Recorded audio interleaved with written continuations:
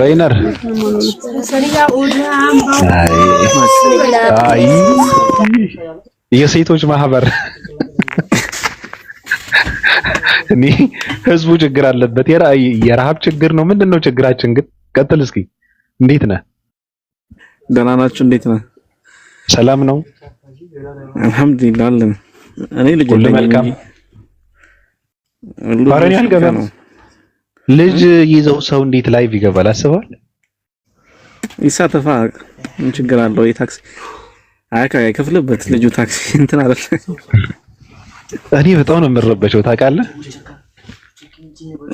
ያ ድምጽ ሲጀምር የልጅ ድምጽ ቲክቶክ ላይ መግባት የለበትም። ትክክል፣ አይፈቀድም እኮ። ሪፖርት ራሱ ከተደረገ ወዲያው ሊዘጋ ይችላል። በህፃን ድምጽ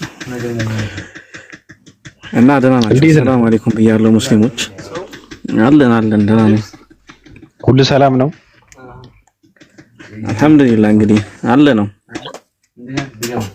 ፖለቲካ እኮ በነገርህ ላይ እኔ ከሃይማኖት በላይ ፖለቲካ ቢወራ እንትን ይሰጠኛል፣ ይመቻል። አዎ ደስ ይለኛል። ዝም ብዬ እንትን ማለት ስለማልቀበለው የኛ ከሄድ ታሪክ ምናምን ስለማልቀበል ብቻዬን ነው የምቆመው። ደስ ይለኛል።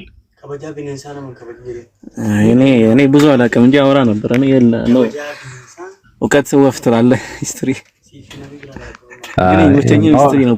ፖለቲክስ ላይክ ደስ ይላል የሆነ ከሂስትሪ ጋር የተገናኘ ምናምን ግን ብዙ ነው ተቀምጫለሁ። ዘልዬ ነው የመጣሁት። ፖለቲክስ ራሱ ፖለቲካ ያው ሂስትሪን መሰረት አድርጎ ነው የሚሽከረከረው። ስለዚህ ሱልክ ያው ግን ይመስጣል አንዳንዴ የድሮ ታሪክ ምናምን አምኜ ምናምን አይደለም ግን አሁን ቅድም ያወራውን የኦሮሚያ ምናምን ያልከው ጀስት ሂስትሪ ላይ እንደዛ ነው የተማርኩት እኔ። ወይ ተሰዶ መጥቶ ከዛ ቦረና አካባቢ ምናምን ወሮ ምናምን መሬት ወስዶ እንደዛ አይነት ሂስትሪ ነበር ወደ 9ኛ ክፍል ምናምን። እና የተወረረው እኮ አሁን ሬይነር የተወረረው እኮ አሁን ለምሳሌ ጦርነት የነበረው ነገዳዊ ጦርነት ነበረ። ሲፋለሙ የነበሩ ሰዎችም በነገርህ ላይ አሁን ኦሮሞ ናቸው ከሚባሉ ነገድ ካሉ ሰዎች ናቸው ሲፋለሙ የነበረው። እንዴት አድርገህ ነው ኦሮሞ አሁን ለምሳሌ አንድ ነገድ ነው በአንድ ነገድ ባሸነፈ ነው የተሰየሙት ከተባለ ልቀበለው እችላለሁ እንጂ ሲፋለሙ ከነበሩ እንትኖች ነገዶች እዛ ውስጥ ኦሮሞ ተብለው የቀሩ ህዝቦች አሉ እዛ ውስጥ የነበሩ ባለቤት የነበሩ ማለት ነው። እንዴት ለይቶ እነዚህ ሰዎች ኦሮሞ ሊያደርጋቸው ይችላል? ምን አውቃለሁ። ይሄ ነው ከባድ። ከማን ጋር ነው የተዋጉት እኮ? እዛ ጋር ማን ነበር? እሱ አላውቅም። እኔ ራሱ ጀስት ወርዷል ነው የተሞት ነኝ። ወለጋና ምን ነበር ባሬንት ነው የሚባለው ሌላኛው ላይክ ለሁለት ነው የተከፈለው እንደዛ። እና እነሱ ኦሮሞ አይደለም እንዴ? አይ እንትን የተከፈለው ስለ መጥቶ ላይክ እንትን አቅጣጫቸውን አንዱ ወደ ምዕራብ ነው፣ አንዱ ደግሞ ወደ እንትን አይ ቲንክ እንደዛ መሰለኝ። እንደዛ ነው የሆነው። ታሪክ ሁሉ ውሸት ላይኖር ይችላል፣ እውነትም ሊኖር እኮ ይችላል።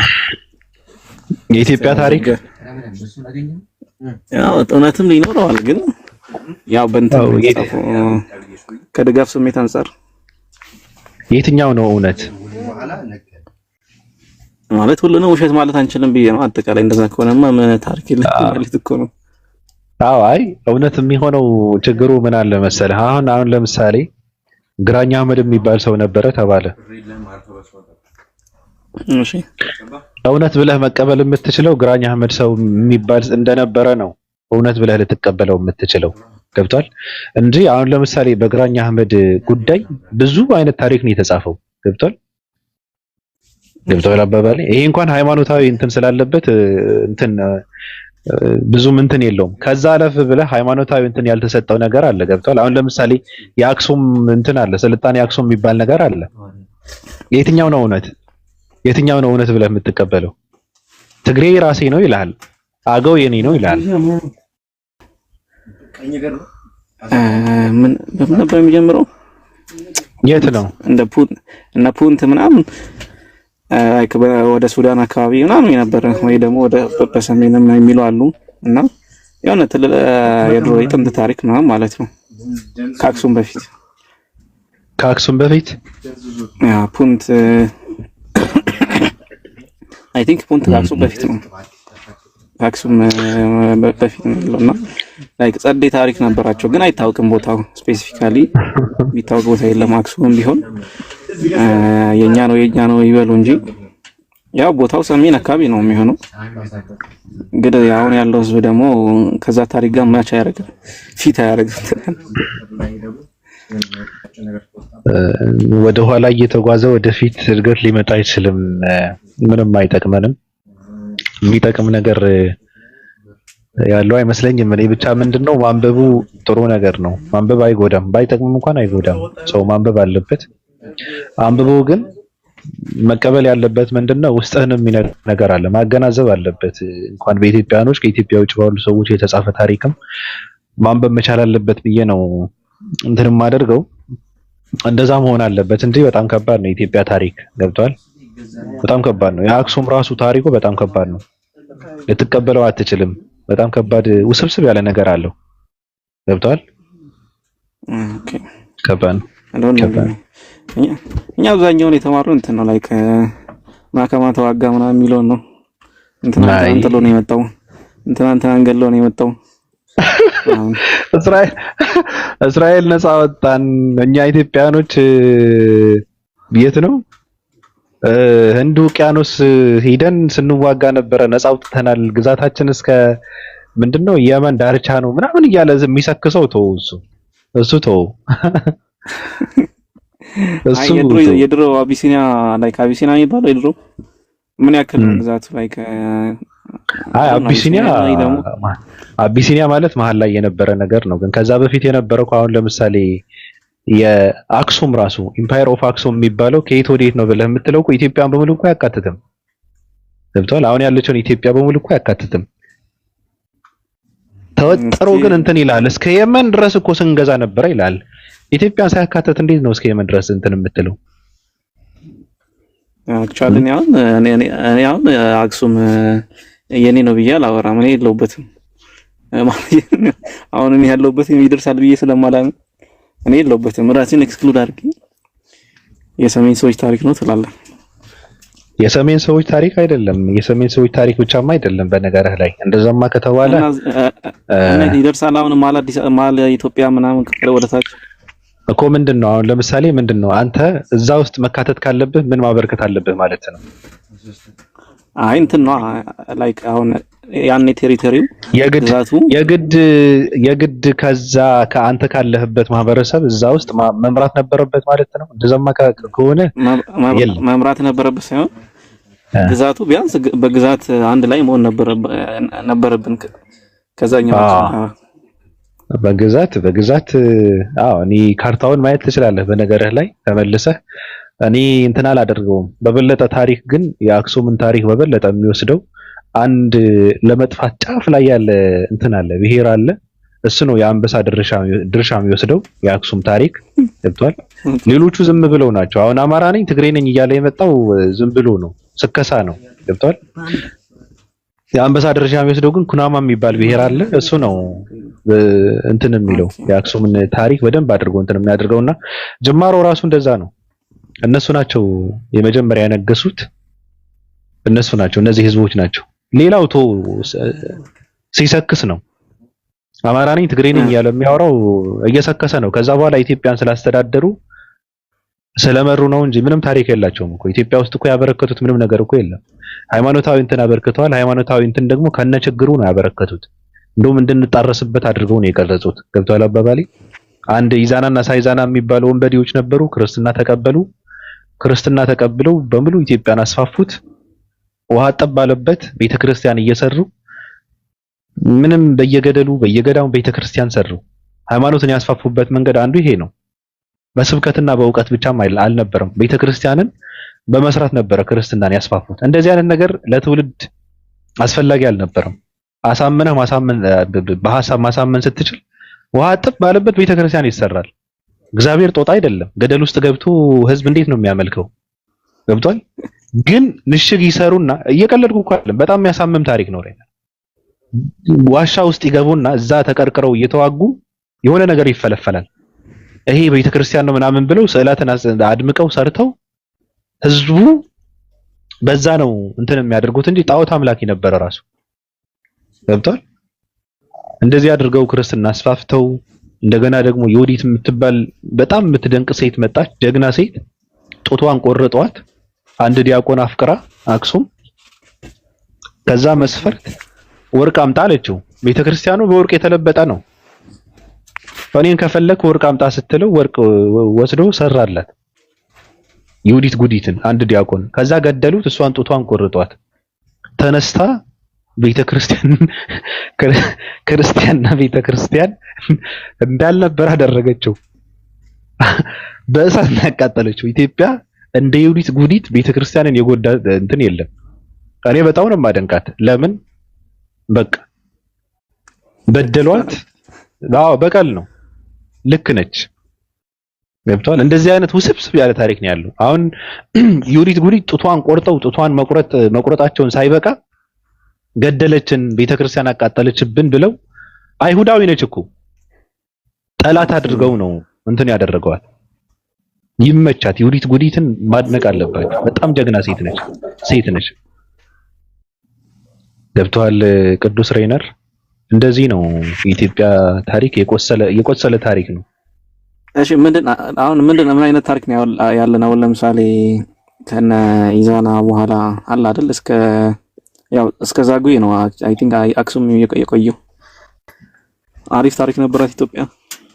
የሆነ ነገር ነበራት። የንግድ ማዕከል ነበር። ያው እነ ሮም እና ምናምን የሚባሉት አሁን እንትን ስላልነበረ እኮ ነው። አገራት አልነበሩም፣ ስልጣኔ አልነበረም። እዛ አካባቢ ህዝብ ይኖር ስለነበረ መመላለሻ እንትን ስለሆነ ያው የወደቡ እንትን የለም። የንግድ ማዕከል ስለሆነ እንጂ እኮ ሌላ አዲስ ነገር ስለሰራን እኮ አይደለም። አንዴ ታሪክ ምሁር ምን እንዳለ ታውቃለህ? እሺ አሁን ባለፈው ፖስት ያደረጉት በሁለተኛው አካውንቴ አይተዋል። ለምዕራባውያን ስነ ህንጻ ስነ ምናምን ያስተማርናቸው እኛንን የሚባል ሳክስ አለ ኢትዮጵያኖች። ስንዴ ራሱ በኢትዮጵያኖች ፍልስፍና የተገኘ ነው ብሎ ነው የነገረኝ። እንትን ያለኝ ማለት እኔ ብቻ አይደለም ሲያስተምረን። ስንዴ ታውቀዋለህ? ስንዴ እህል ነው። ሌላ የተለየ ነገር አይደለም። እህሉ ራሱ የፈጠሩት ኢትዮጵያኖች ናቸው አለ። እሺ አደምጡታል። በዚህ ልክ ነው። ምንም ያበረከትነው ለዓለም ያበረከትነው ነገር የለም። ሬይነር ለዓለም ምንም ያበረከትነው ነገር የለም። የንግድ ማዕከል ነበር፣ እየተመላለሱ እንትን ሲያደርጉ ነበር። ለማኝ ነን፣ ለወደፊትም እንለምናለን። በቃ እና አሪፍ ታሪክ የለንም አሁን የለም። ለምሳሌ 6ኛ ክፍለ ዘመን 7ኛ 8ኛ የለም። ኦኬ አዶና እኔ አላነበብኩም። በዛዝ ካለ ንገረኝ። አሪፍ ታሪክ አለን ኢትዮጵያውያኖች የሚል ሰው ካለ ይንገረን። ምንድነው አሪፍነቱ? አንተ ታሪክ አለ? የሰራው ታሪክ አለ? አይ እኔ አክቹአሊ እኔ ኮማኔ አዶና እኔ ከት እንደነበርኩ አላውቅም። ግን ምን ይሰራል አለ 2000 ዓመት ወደ ኋላ ተመልሰ ታሪክ የኔ ብለህ ታወራለህ? አይ የኔ አላልኩም። አይ የእንትናችን ትላለ የአንሲስተራችን ስማ ከ1000 ዓመት በፊት የተሰራ ታሪክ እኮ እኛ ምን አገባን? የኛ እኮ አይደለም። ምን አገባን? እሱ ልክ ነው። እሱስ ማማ ከሬይነር 2000 ዓመት በፊትማ እንደውም መቃብራችንን እየቆፈሩ እንደውም አጥንታችንን እንዳያቃጥሉ ትፈራለሁ። ከ2000 ዓመት በኋላ የሚፈጠሩ ህዝቦች ከ200 ዓመት በኋላ በእኛ የሚያፍሩ ትውልዶች ይፈጠራሉ። አሳፋሪ ነን እኮ አሳፋሪ ትውልድ ነው። ገብቷል።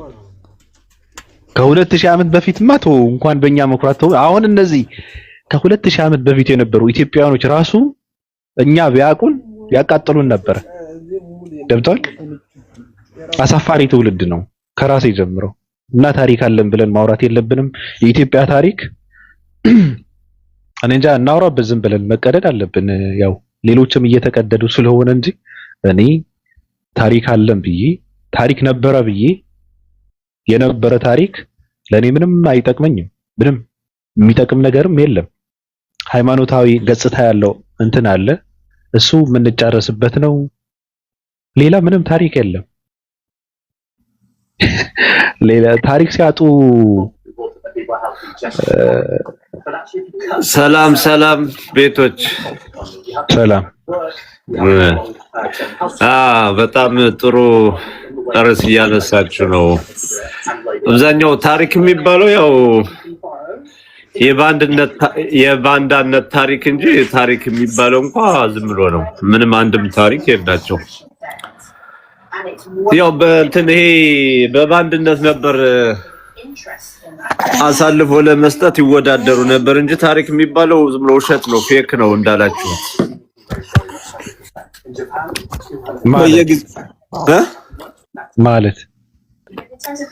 ማለት ታሪክ የሚባል የለም። ታሪኩ ስታጠናው ቸክ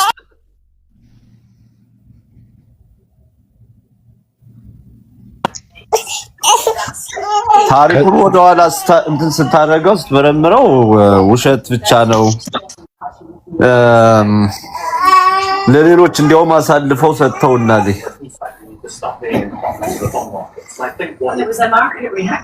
ምሳሌ አሁን ወደ ማን ነው ወደ የአክሱም ስልጣኔ የሚሉት የምን ስልጣኔ ነበር? ስለንቸክ ስናደርገው ምንም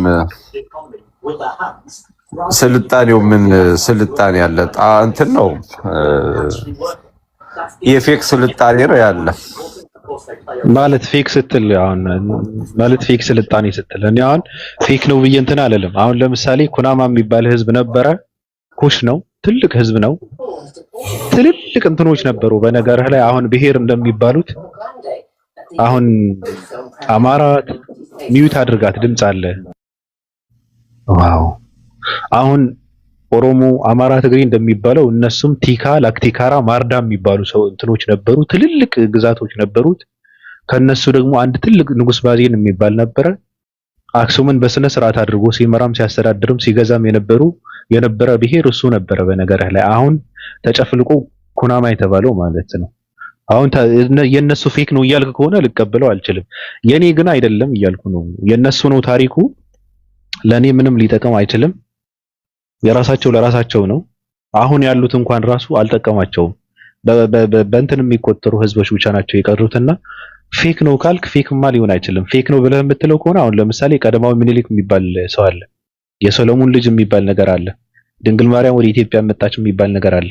የግራዋ ኮቴ ምናምን የግራዋ ምናምን ኢትዮጵያ ውስጥ አለ የሚባል የጊዮርጊስ ፈረስ የቅዱስ ምናምን የሚባል ታሪክ እንትን አለ። ፌክ ይሄ ነው ገብቷል እንጂ አክሱም ሙሉ በሙሉ ፌክ ሊሆን አይችልም። የኛ አይደለም ነው እያልን ያለ ነው እንጂ ፌክማ አይደለም። ብዙ ፌክ አለ። አሁን እኛ ስልጣኔው ስንል የተሰራው ሐውልት ነው። አይ ኖ አሁን እንትኑ ይሄ የአክሱም የተሰራው ሐውልት ያው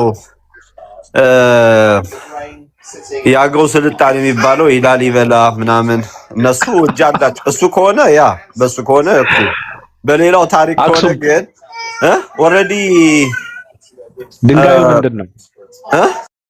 ድንጋዩ ምንድነው?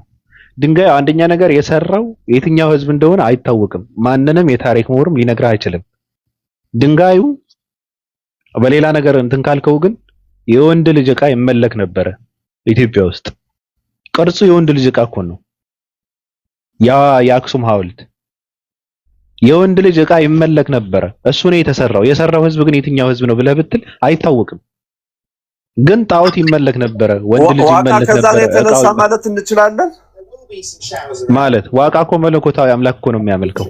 ኖ አይ ከግንባር የሚያደርጉት ከዛ ነው መነሻው አይደለም። ከግንባር የሚያደርጉት ከምን ጋር የተያያዘ ነው ሌላ ነገር ነው። ዋቃ ግን መለኮታዊ አምላክ እኮ ነው የሚያመልከው። ሰማይና ምድር የፈጠረ አምላክ እያለ እኮ ነው የሚያወራህ እንጂ የወንድ ልጅ ዕቃ እኮ አይደለም እኮ እንትን ብሎ የሚያመልክ ገብቷል። ስሜታዊ ሆነሻል እንዴ አንቺ? ሰሜናዊ ነሽ ማለት ነው።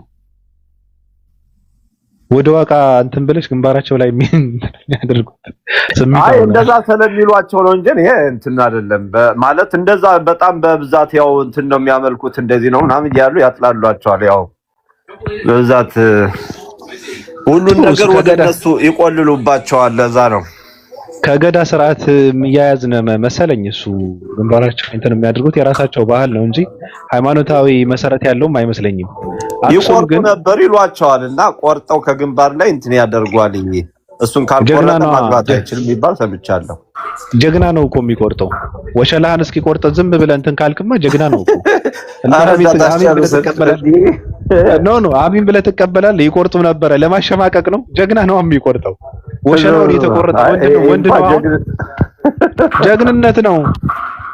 ጀግንነት ነው። እና ወሸላዬን ተቆረጥኩ እያልክ ህዝብ ፊት ልትቆም ነው? እንደዚህ ነው መልሰህ የምታሸማቀቀው ሰው ነው። አብዛኛችን እኔ እውነት ለመናገር ታሪካችን የኢትዮጵያ ታሪክ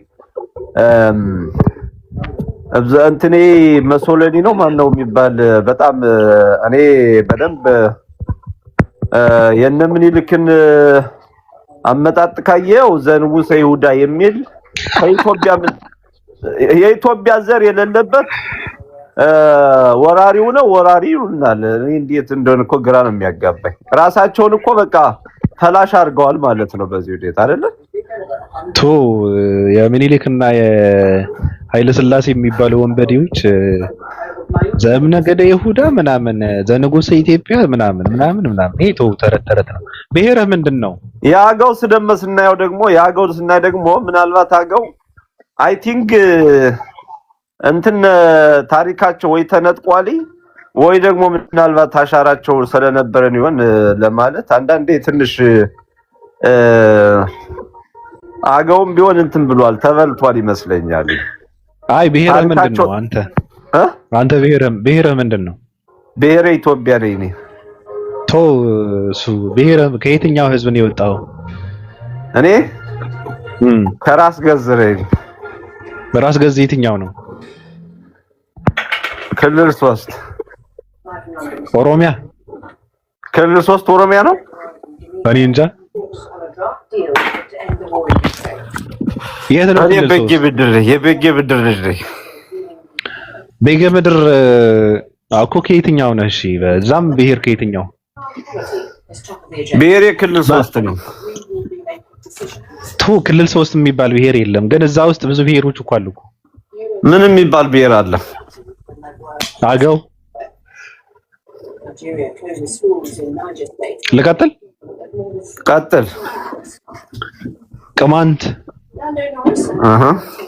ምን ይሰራላል? 7 ብሔር አለ አማራ ክልል ውስጥ። ምን ይሰራላል? አንተ ከየትኛው ነው? ቅማንቶች እንትን ናቸው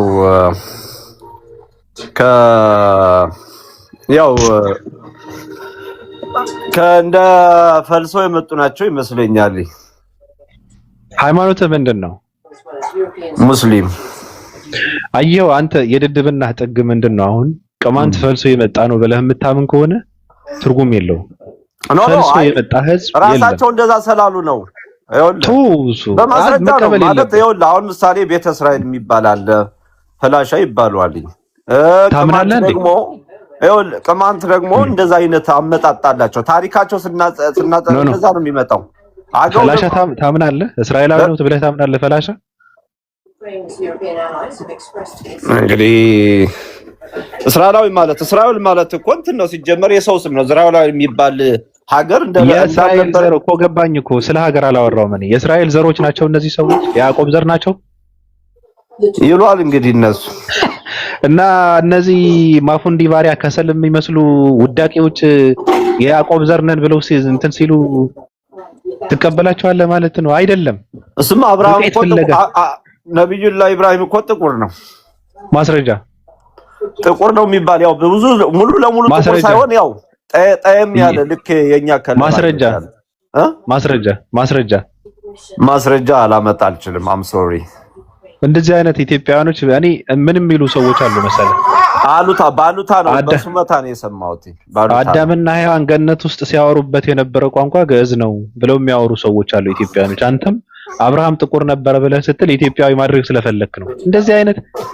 ከእንደዚህ አይነት ተረት መውጣት አለባቸው። አመሰግናለሁ። ለማንኛውም ነው ነበረ በሚለው ነው እንጂ እኔ እንትን ብያለሁ። እርግጠኛውኛ አይደለም ማወራ በነበረ ነጭ ነው እና ምናዊ ናቸው። እሺ ራሳቸው ናቸው እንትን የሚሉት ራሳቸው ነው። እኛ እንትንን ያዕቆብ ዘርነን ብለው የሚያወሩ ራሳቸው ነው። ምን እንበላቸው? ቶቶ ያዕቆብ ነን ካሉ አይደላችሁ እንበላቸው? አስረግጠ ነው የምትነግረው አይደለም። ለምን እንደዛ ከሆነ ፈላሻ ተብሎ ይሳደዳል? ለምንድን ነው? ኧረ አያገባኝም። ተወኝ አሁን በቃ ጨዋታን ቀይር። ጭራሽ ፈላሻ የያዕቆብ ዘር ለማድረግ ልስራ እንዴ? ምን አገባኝ። አመሰግናለሁ። ኦኬ ብሮ እሺ። ያዛት ካዮ እንዴት ነሽ? ባቢ እንዴት ነሽ? ካይሻ በለኝ። ካዮ አትበለኝ። እኔ ካዮ ስትል አልሰማሁም። ባቢዬ ምን በለኝ? ካዮዬ በለኝ። ካዮዬ እንዴት ነሽ? የት አባት ሚስ የኔ ውድ ደግሞ ኧረ ከባድ ነው።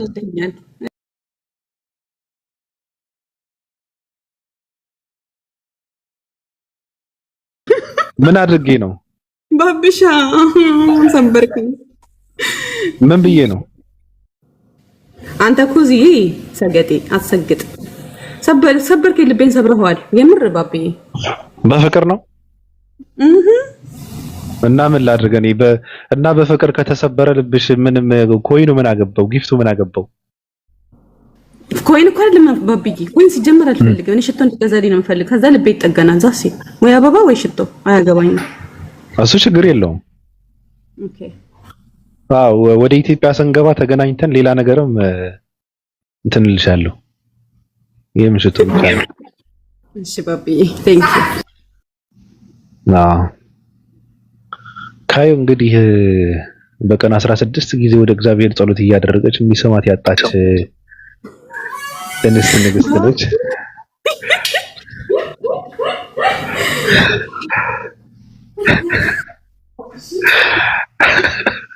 ከባድ ችግር ምንድነው? እግዚአብሔር የሚባለው ጸሎት አይሰማሽም። እየደከምሽ ነው ባቢ። የኔ ውድ እንደዚህ አትበል። አልታለለም። እኔ በኔ ውድ ልቤ የበለጠ ይሰበራል። የሚወድ ልቤ በእኔ ውድ እኮ ሐሳቤን አልቀየርም እኮ እኔ። ቴንክ ዩ። አቤት ደነግጣለሁ። ልቤ ደነገጠ። አንተ ሳሳማ በጣም አንቺ ባለጌ። ሰው ባለበት እንዲህ አይባልም። እሺ ሬነር እንዴት ነህ?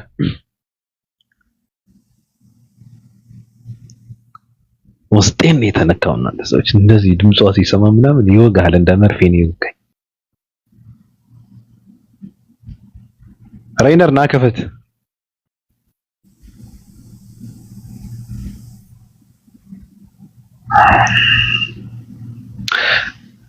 እሺ የለም መግባት የሚፈልግ ሰው ካለ ይግባ። እንግዲህ ዝም ብለን ለመጫወት ነው የገባ ነው።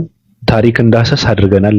ያው የኢትዮጵያ ታሪክ ሲወራም እንደምታውቁት በጣም የሚያናድድ እንትን ነው። ስሜታዊ ነው የሚያደርገኝ። ኢትዮጵያኖች ጋርም ልግባባ አልችልም። እኔ ታሪክ ሲወራ በፍጹም የራሴ ወጥ የሆነ እንትን ያለኝ አመለካከት ያለኝ አልግባባም። እና ሰዎች ገብታችሁ ትንሽ ጠፋ ስለምንል ዝም ብለን ተጨባብጠን ያላወቅናችሁ ያልተዋወቅን ተዋውቀን የምናውቃችሁ ደግሞ ዝም ብለን ሰላም ተባብለን ተቃቅፈን ተጨባብጠን ብንወጣ መልካም ነው። ካልሆነ ከባድ የሆነ ሐሳብ ካነሳን ደግሞ ጊዜው አይበቃንም እንጂ ኢየሱስ ክርስቶስ ቁጭ እናደርገው ነበር እዚህ ጋር ስለ ኢየሱስ ክርስቶስ ቢነሳ ወይ ስላሴ የሚባሉ ውጅንብሮች ቁጭ ታደርጋቸዋለህ። ስላሴ የሚባለውን ሐሳብ አንስተ ብዙ ሰዓት አይበቃም። ራሱ 5 ሰዓት ቁጭ ማለት አለብን ማለት ነው ስለ ኢየሱስ ስለ ስላሴም ስለ ምናምንም ለማውራት። እኔ ግን አሁን ምንድነው ኢየሱስ ከጨዋታ ውጭ አድርጌዋለሁ። ኢየሱስ አርፎ መቀመጥ አለበት በቃ እንጂ ስለ ፈጣሪ እየተወራ እኔ አንድ እስራኤላዊ ሰው ቁጭ አድርጌ ፈጣሪ ነው አይደለም ብዬ ለማውራት ራሱ በቃ ወንጀል ነው። ኢየሱስ ፈጣሪ አይደለም ማለት ራሱ ወንጀል ነው። በብዲ ድልክ እኔ የገባሁትኝ አንድ ነገር ልጠይቅህ ነው ባቢሻ። ጥያቄን ትመልሳለህ? እሺ ቀጥይ። እኔ ወንጌል ትንሽ እንትን አደርጋለሁ። ቀጥይና ወንጌልን ሰብካለሁ ዛሬ። እሺ ኦኬ። እኔ እዚህ ቤት የሚያመላልሰኝ ወድጄ አይደለም፣ ያሰራህብኝ ነገር አለ ብዬ ነው የምጠረጥረው። ያስነሳህብኝ ነገር ያሰራህብኝ ነገር ካለ ያስነሳልኝ። እኔ አልቻልኩም። ሳልፈልግ ፍቅር ውስጥ እየገባው ነው። ይሄንን ልነግርህ ነው የገባሁት ባቢ። ያ ተጣላች እንዴ ከእንትን ጋር? እኔ በጣም የሚገርመኝ ነገር እኮ ችግሩ ምንድን ነው?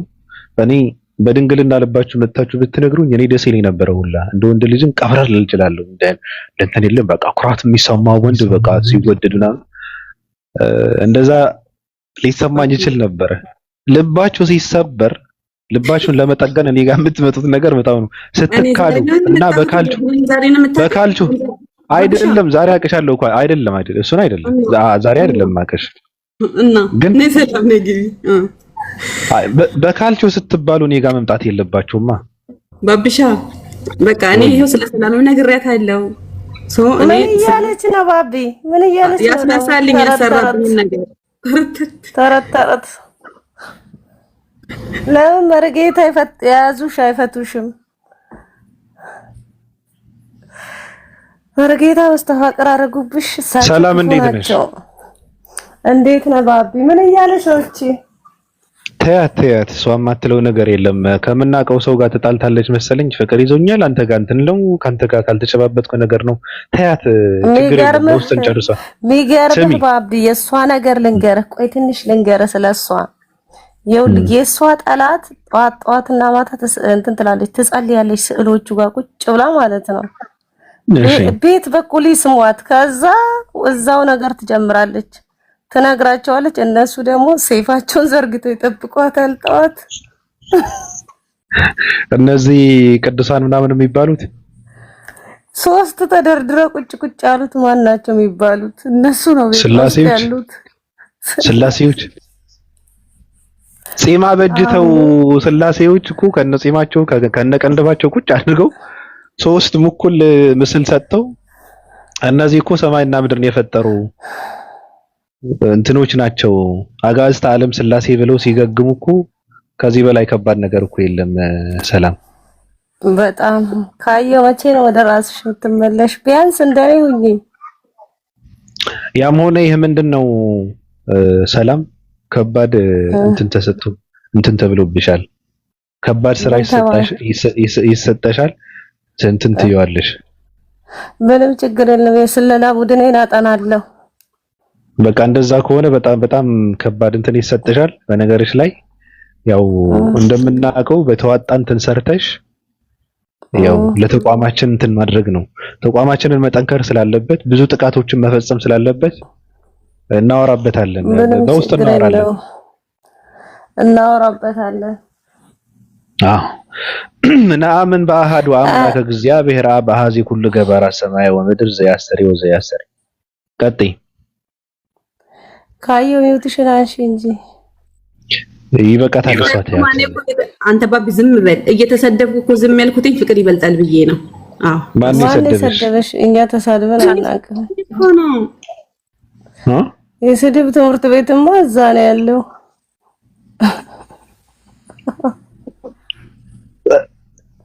እየተሰደብኩ ትላለች እንዴ? ዳልቻ ግን የት ገባ? ወይኔ አይ ዳልቻ አለ እኮ እንዳይደበላለቅ በእውነት የጀመርከው ቀጥል። ይቅርታ ወንጌሉ ይቀጥል ቅር ይላል ወይስ አለ? ወንጌል ይቀጥላው። ሊያሳስቱኝ ፈልገው ነው እነዚህ ሰዎች እኮ። ዳጊ እንዴት ነህ?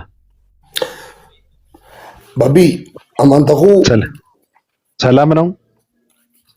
እንዴት ነህ ልድዬ? ረያን ሰላም አለይኩም ፒስ ቢያፖሪ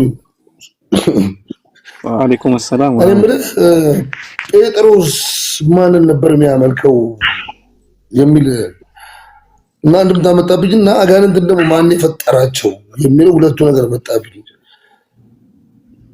ሐዋርያት ሥራ ምዕራፍ 24:14 እና ሐዋርያት ሥራ ምዕራፍ 5:30 የአባቶቻችን አምላክ ይላል። ኢየሱስ ክርስቶስን ከሙታን አስነሳ የሚለውን አንቀጽና ሐዋርያት ሥራ ምዕራፍ 24:14 እናንተ ኑፋቄ በሉኝ እንጂ እኔ በነቢያቶች ሲሰበክ የነበረውን የአባቶቻችን አምላክ ነው ማመልከው ይላል። አገናኝ ውስጥ ቀጥል ጨርሰው። ለምን እኔ ትጠይቀኛለህ? በውስጣችን ያምራል ብዬ ነው። በኡስታዛችን ያምራል ብዬ ነው። በኡስታዛችን ኡስታዝ ደግሞ ማን ነው? እርሶ ኖታ ምን ነው ረሱ? ኧረ ቀጥል እንዴ ቅር ያለው ካለ መጥቶ መነጋገር ይችላል ከኔ ጋር ዋን ቱ ዋን ችግር የለብኝም። ባቢ ያራዳ መረቅ በልግባን አሁን ንገረኛ። እኔ አልገባም አያገባኝም ራሱ ምን አገባኝ። እኔ ዝም ብዬ ነው ብሰብክ እኔ ዝም ብዬ ለመስበክ ነው ወንጌል ያልኩት እንጂ እንደዚህ አይነት ጥያቄ ካነሳማ አንተ ጠይቀው መመለስ የሚፈልግ ሰው ካለ ገብቶ መመለስ ይችላል። ምን አገባኝ እኔ። እሺ ክርስቲያኖች ካሉ መመለስ ይችላሉ አሉ፣ ግን መመለስ አይፈልጉም። አሁን ሊዱ አለች፣ ካይዋ አለች፣ ሰላም አለች። ለነገሩ ሰላምና ሊድዬ ክርስቲያን አይደለችም እኮ ሊድዬ ስለ ጳውሎስ በቀደም ስነግራት ዘላን የወረደችው። ጳውሎስ ደግሞ ማን ነው? ጳውሎስ ሐዋርያ ነኝ ያለው ራሱ ላይ ያለውን በሽታ ማዳን ያልቻለ አሸባሪው ጳውሎስ ነው። ሳኦል ይባላል። ሳኦል አሸባሪ ማንንም አላየም፣ ግን ራሱ ላይ ያለውን በሽታ ማዳን ያልቻለ በበጉ ዙፋን በበጉ መዝገብ የተጻፉ 12 ሐዋርያቶች ናቸው። በያዕቆብ ቤተሰብ ላይ ይፈርዳሉ የተባሉ ሁለቱ ምን ላይ ሊቀር ሐዋርያቶች ላያቸው ላይ ያለ በሽታ ማዳን ይችላሉ? አዎ ለምሳሌ በስሜ ሁሉ ነገር አድኑ ብሎ ፈቅዶላቸዋል። ማን? ስለዚህ ራሳቸውን ማዳን አለባቸው። ማንን ነው? ሐዋርያቶችና 12ቱ ሲሾም በስሜ ሁሉ ነገር አድኑ አላቸው። አድኑ የተባሉት ራሳቸው ላይ ያለውን ማድኑ አድኑ የተባሉት እኮ ከምንድነው ከመንፈሳዊ ሞት እንጂ ዝም ብለው ከንትን እኮ አይደለም። ደዌንም እየፈወሳችሁ ሂዱ አላለም እንዴ ባቢ? ደዌ ከተባለ ደዌ ነዋ። ስለዚህ ላይ ያለውን ደዌ ምንም ቢሆን ከእናንተ ጋር 3 ዓመት ኖር አልሰለቻችሁኝም አራቃችሁኝም አለ። ሰውነቴን አልጠየፋችሁኝም ብሎ ካለ ዜር ሰምቲንግ ይሄ ሰውዬ ሁሉ አወዛግቦት ተጀመረ። በስሜ አድኑ ካለ ሌሎችን አድኑ ማለት ነው እንጂ ራሳቸውንም አድኑም ሊሆን አይችልም። ራሱ እኮ እንዴት አገናኙ? ኦኬ እንደ ሻማ ማለት ነው። ለራሳቸው ቀልጠው ሌሎቹ ሊያበሩ ነው። እንደዛ ነዋ። አያስኬድማ። መጀመሪያ ዝንጀሮ የመቀመጫ ያለቻሉ ዝንጀሮ የሚባል ነገር እኮ የለ። በኢየሱስ እኮ ራሱ ተገድለው ራሱ ሞቶ እኮ ነው ሰውን ያዳነው። ማን ነው የተገደለው? ኢየሱስ። አይ ወደዛ እንዳትሄድ ግን ሞቶ ነው ሰው ያዳነው። ኢየሱስ እንደ መጽሐፍ ቅዱስ እንድመልስልህ አይደል የምታወራው? በብሉይ ኪዳን እኮ በብሉይ ኪዳን እኮ መስዋዕት ሲቀበል የነበረው ኢየሱስ እኮ ነው አይደል እንዴ? ሁለት በግ ሲቀበል የነበረው አንዱ ወደ ምድረ በዳ በራ፣ አንዱ ደግሞ ካህኑ ሊያቃጥለው አይደል? ከዛ ውስጥ ሥላሴ ከነበረ ኢየሱስ ሲቀበል ነበር። ታዲያ በአዲስ ኪዳን ለምን ቀርቦ ነው መስዋዕት የሆነው? ኢየሱስን ነው። ስለ ጳውሎስ ሳንጨርስ ገባ ወደ ኢየሱስ። በነገርህ ላይ ደስ ይላል። አይ ሁሉንም ተች እናደርግና እንሰበስባለን። ጉዳዩ ጥሩ ነው፣ ግን ራሱን ማዳን ያልቻለውን ጳውሎስ ካልክ እኔ እሱን አልቀበለውም። ማዳን አይችልም። እንኳን ራሱ ሌሎችንም ራሱንም ሊያድን አይችልም። ጳውሎስ እንትን ነው፣ ፖለቲከኛ ነው። በነገርህ ላይ በጣም ፖለቲከኛ ነው። የምሬን እኮ ነው። ፖለቲከኛ ነው። መጨረሻ እኔ አቡበር እንጂ ጎንደሬ ነው የሚመስል። አይ ግን ስለ ጳውሎስ ካነሳችሁ አይቀር አብያተ ዘረፍኩ የሚለው ለምንድን ነው? ጳውሎስ ለምን ነው አብያተ ክርስቲያናት? ሌላውን አብያተ ክርስቲያናት ለማዳን ነው። ሌላውን አብያተ ክርስቲያናት ለማዳን የዘረፈው። ከልደታ ወደ እንትን ማለት ነው፣ ወደ እስጢፋኖስ አቡነ ጳውሎስ አራይልም እና እንዴ አብያተ ክርስቲያናት ተዘረፍኩ የሚለው ለማዳን ነው። ምን ለማዳን ነው? ከአንዱ ወደ አንዱ ነው። ከአንዱ ወደ አንዱ በጣም ብር ያለውን ለማቋቋም ደህናውን ዘርፎ ለትንሹ ይሰጥ ነበር ማለት ነው። አሁን ነው የዘረፍኩ ሲል ነው እንግዲህ አንዱ ለመስጠት ነው የሚለው አላየውም። እሺ ቀጥል። ቆይ ብለህ ያናት ቆይ ትገባለህ። ቆይ ቀጥል ባቢ። ምንድን ነው የምቀጥለው? ስለ ጳውሎስ ነበር ያወራነው። ቀጥል። አይ ለምን ምንድን አንተ እንትን ምንድነው ሐዋርያነቱን ለመካድ ብለህ ራሱን ሐዋርያ አለመሆኑን ለማረጋገጥ ብለህ ራሱን አላዳንም ብለህ ያመጣ ነገር እንትን እኔ ልቀበለው አልችልም። ለምን መሰለህ? እንኳን ሐዋርያነት ይቀርና ሌላ ነገር አልቀበልም። ስለ ጳውሎስ ፖለቲከኛ ነው። መጨረሻ ላይ ሮም ከተማ የሰለጠነ የነበረ ከተማ ሊያፈነዳ ገብቶ አንገቱን ቆርጦ የገደሉት ሰው ነው። ገብቷል? በጣም ፖለቲከኛ ነው። ሲማርም ፖለቲካ ነው የተማረው ራሱ። ገብቷል? ግሪኮችና እነዚህ ሮማውያን በደንብ ኮትኩቶ ያሳድጉት ከባድ ፖለቲከኛ የነበረ ሰው ነው። በጣም ኃይለኛ ፖለቲከኛ ነው። ለዛ ነው የዓለም ሕዝብ እንደፈለገ አድርጎ መንዳት የቻለው በጣም የተማረ ሰው ስለነበረ ነው። እንትንም አይደለም፣ ተራ ዱርዬም አይደለም። በነገር ላይ በጣም የተማረ ነው። ገብቷል? ስለዚህ ሐዋርያነቱ ምናምን ቶስ መንፈሳዊ እንትንም የነበረው አይመስለኝም። እኔ ቀጥል። በጣም ጥሩ። አሁን በተናገርከው ነገር ላይ እኔ መንፈስ ቅዱስ ያለብኝ ይመስለኛል ነው እንጂ ያለው እኔ መንፈስ ቅዱስ አለብኝ አላለም። ያለብኝ ይመስለኛል ያለው።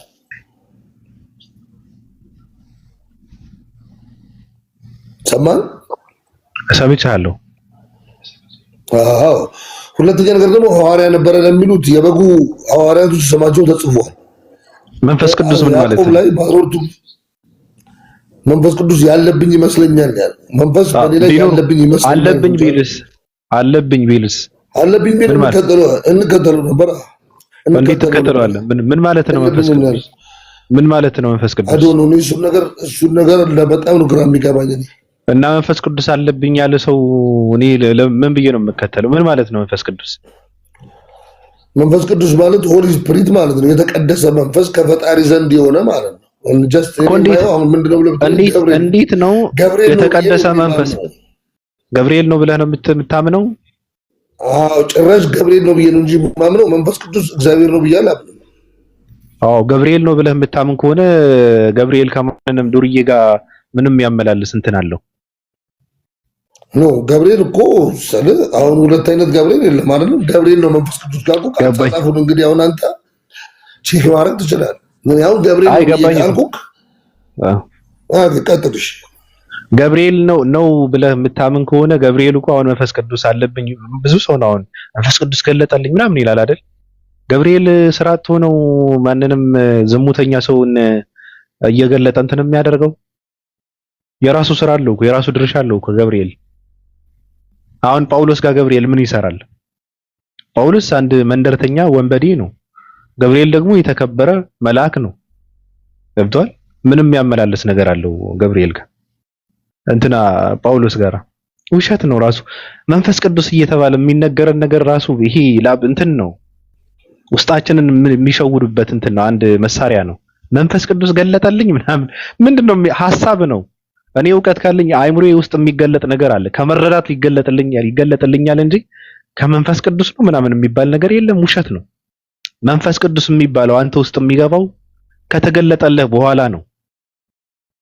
የተቀደሰ መንፈስ አንተ ውስጥ የሚኖረው ከተገለጠልህ ከተረዳ ከገባህ በኋላ ነው እንጂ ሳይገባ መንፈስ ቅዱስ ገለጠልኝ ምናምን የሚባለው ተረት ተረት ነው፣ ውሸት ነው።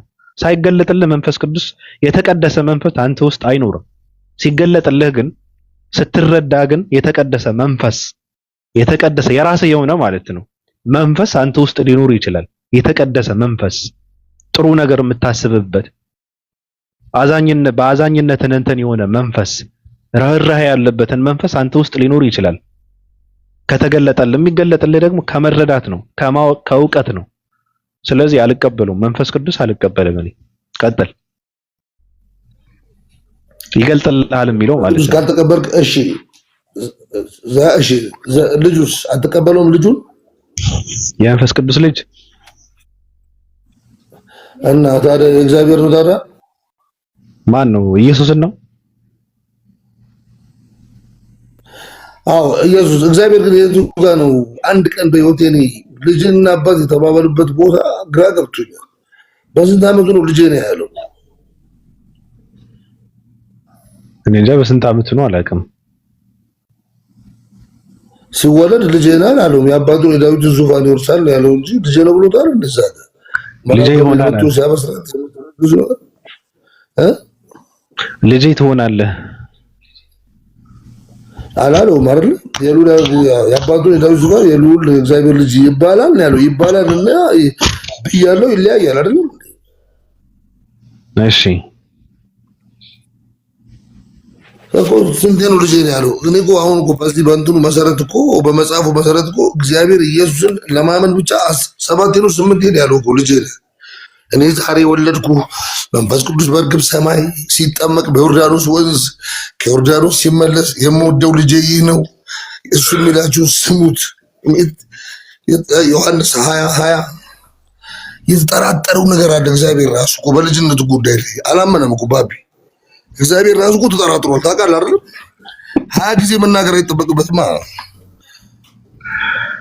20 ጊዜ ተናገረው ስለሚጠራጠር ነው። አንድ ጊዜ በጣም እንዲያው ሰለሞንን አሁን ልጄ ነው አለቀ በቃ እኮ።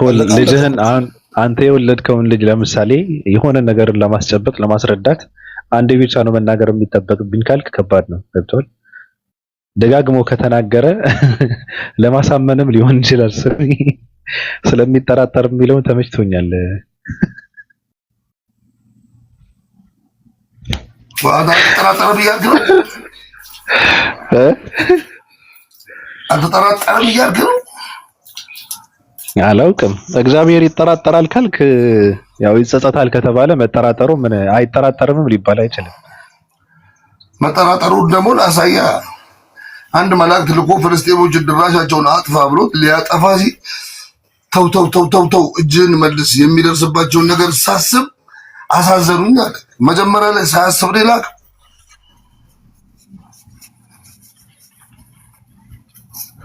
ጠርጣሪ እኮ አይደለም ይሄ። ገብቶኛል፣ አባባለ ገብቶኛል። ጠርጣሪ ግን አይደለም። እርግጠኛ ሆኖ ነው የተናገረው ማለት ነው። ታው ተመለስ የሚደርስባቸው ነገር ሳስበው በሐሳቡ የሚደርስባቸው ነገር ሳስበው አሳዘኑኝ አለ። አስቡ የደረሰበት ነገር ሳስብ ላከው እኮ ሳስብ ላከው ማለት ነው። እግዚአብሔር ያስባል የሚለውን ነገር እኔ እቀበለዋለሁ። እሱን እቀበለዋለሁ። ለምን መሰለህ? አንድ እግዚአብሔር ጸጉር ነበረው ከተባለ ጸጉር ከነበረው እንትን ነበረው ማለት ነው። አናት ነበረው ማለት ነው። አዎ አናት ካለው ደግሞ እንትን አለው፣ አንጎላም ነው። ስለዚህ ጉሮሮ አለው ማለት ነው። ልጆች ሁሉ እንደ ኤፍሬም አንጀተን የሚበላኝ የለም ይላል። ለምንድን ነው እሱ ብቻ እንደዛ የሚለው? ባቢ ለምንድን ነው እኔ የምጠይቀኝ? ምን አገባኝ እኔ እንዴ? ከአንተ ጋር ዲስከስ ማድረግ ደስ ስለሚለኝ ነው። እኔ ምን አገባኝ? በቃ ምን አገባኝ? እኔ ምን አገባኝ? እኔ ምን አገባኝ? አስገባኝ። ምን አገባኝ? መጽሐፍ ቅዱስን ቃላቶችን እያወጣ እኔ የምጠይቀኝ እኔ ምን አገባኝ? ምን አገባኝ? እኔ እኮ ዝም ብዬ የማወራው እንትን ብዬ ነው እንጂ እኮ ምን ብዬ አወራለሁ? እኔ የራሴ መንገድ አለኝ፣ አንተም የራስህ መንገድ አለ። ሌላ ሰው እኔ እቀበለዋለሁ የእግዚአብሔር ቃል ነው የሚል ሰው ካለ ይምጣና አንተ ጋር ያውራ። እኔ ምን አገባኝ? መጽሐፍ ቅዱስ የተቀደሰ መጽሐፍ አይደለም ብዬ ነው የማምነው። የተቀደሰ ትላለህ እንዴ? እግዚአብሔር ይሄን መጽሐፍ እኮ ለእናንተ መመሪያ ብዬ ሰጥቻችኋለሁ ያለው የለም እኮ። ሉቃስ ተመልከት፣ ዘፍጥረት 1:26 እግዚአብሔር በመጀመሪያ ወንድና ሴት አድርጎ ፈጠራቸዋልና ዘፍጥረት 2 ደግሞ 2:22 አዳም በተኛበት ከጎኑ ብቻውን ይሆን ዘንድ ደግሞ ሴትን እንስራለት አለ። ልክ ሴት ተሰርታ ራቅ አድርገው ሲያቆሙላት እንዴ እቺ ማቃት አለው ከጎኔ አጥንቴ ከአጥንቴ ሔዋን ትባላለህ እንዴ ከጎኑ ሲወሰድ ለምን አላወቀም ልትል ነው አይደለም? ገና ብድግ እንዳልኩ ይሄ እቺማ ከጎኔ ነው የተወሰደችው፣ ጎኔ ከጎኔ ነች፣ እቺማ ሔዋን ትባላለህ። እሱ ዋት በምን አወቀ? አይ አስተምሮት ነው። ማን ያስተማረው? ፈጣሪ እስልምና ውስጥ አስተማረው ይላል የለ ወዩዓልሙን አንተን ኩሉ ለአደሙ الاسماء ነው ያለው። እኮ እቺባ ጎኔ ከጎኔ አጥንት ከአጥንቴ ስሟ ሔዋን ትባል እኮ ነው ያለው። ከጎኑ መወሰደን ኦፕሬሽን ሆኖ አለ 6 ሰዓት ኦልሞስት እኮ እስልምና እኮ እንደዛ ነው የሚለው። እስልምና ነው እኮ ስሞች ታዲያ ማን ነገረው? አሳወቀ ስሞችን አሳወቀ ነው እንጂ እቺማ ሔዋን ትባል አዳምጠኛ እንዲቆም አይቷት እኮ ሔዋን ትባል አይደለም ያለው እኮ እስልምና ላይ እኮ ስሞችን ሁሉ አሰው አይደለም ለአደም ለአስማ ኩላ የሚለው ስሞችን ያሳወቀው እንጂ ዘሮቹን አጥቷል አሳወቀው አይደለም ደግሞ በጣም እኮ ችግሩ ምንድነው ሔዋን ትባላለ አዳም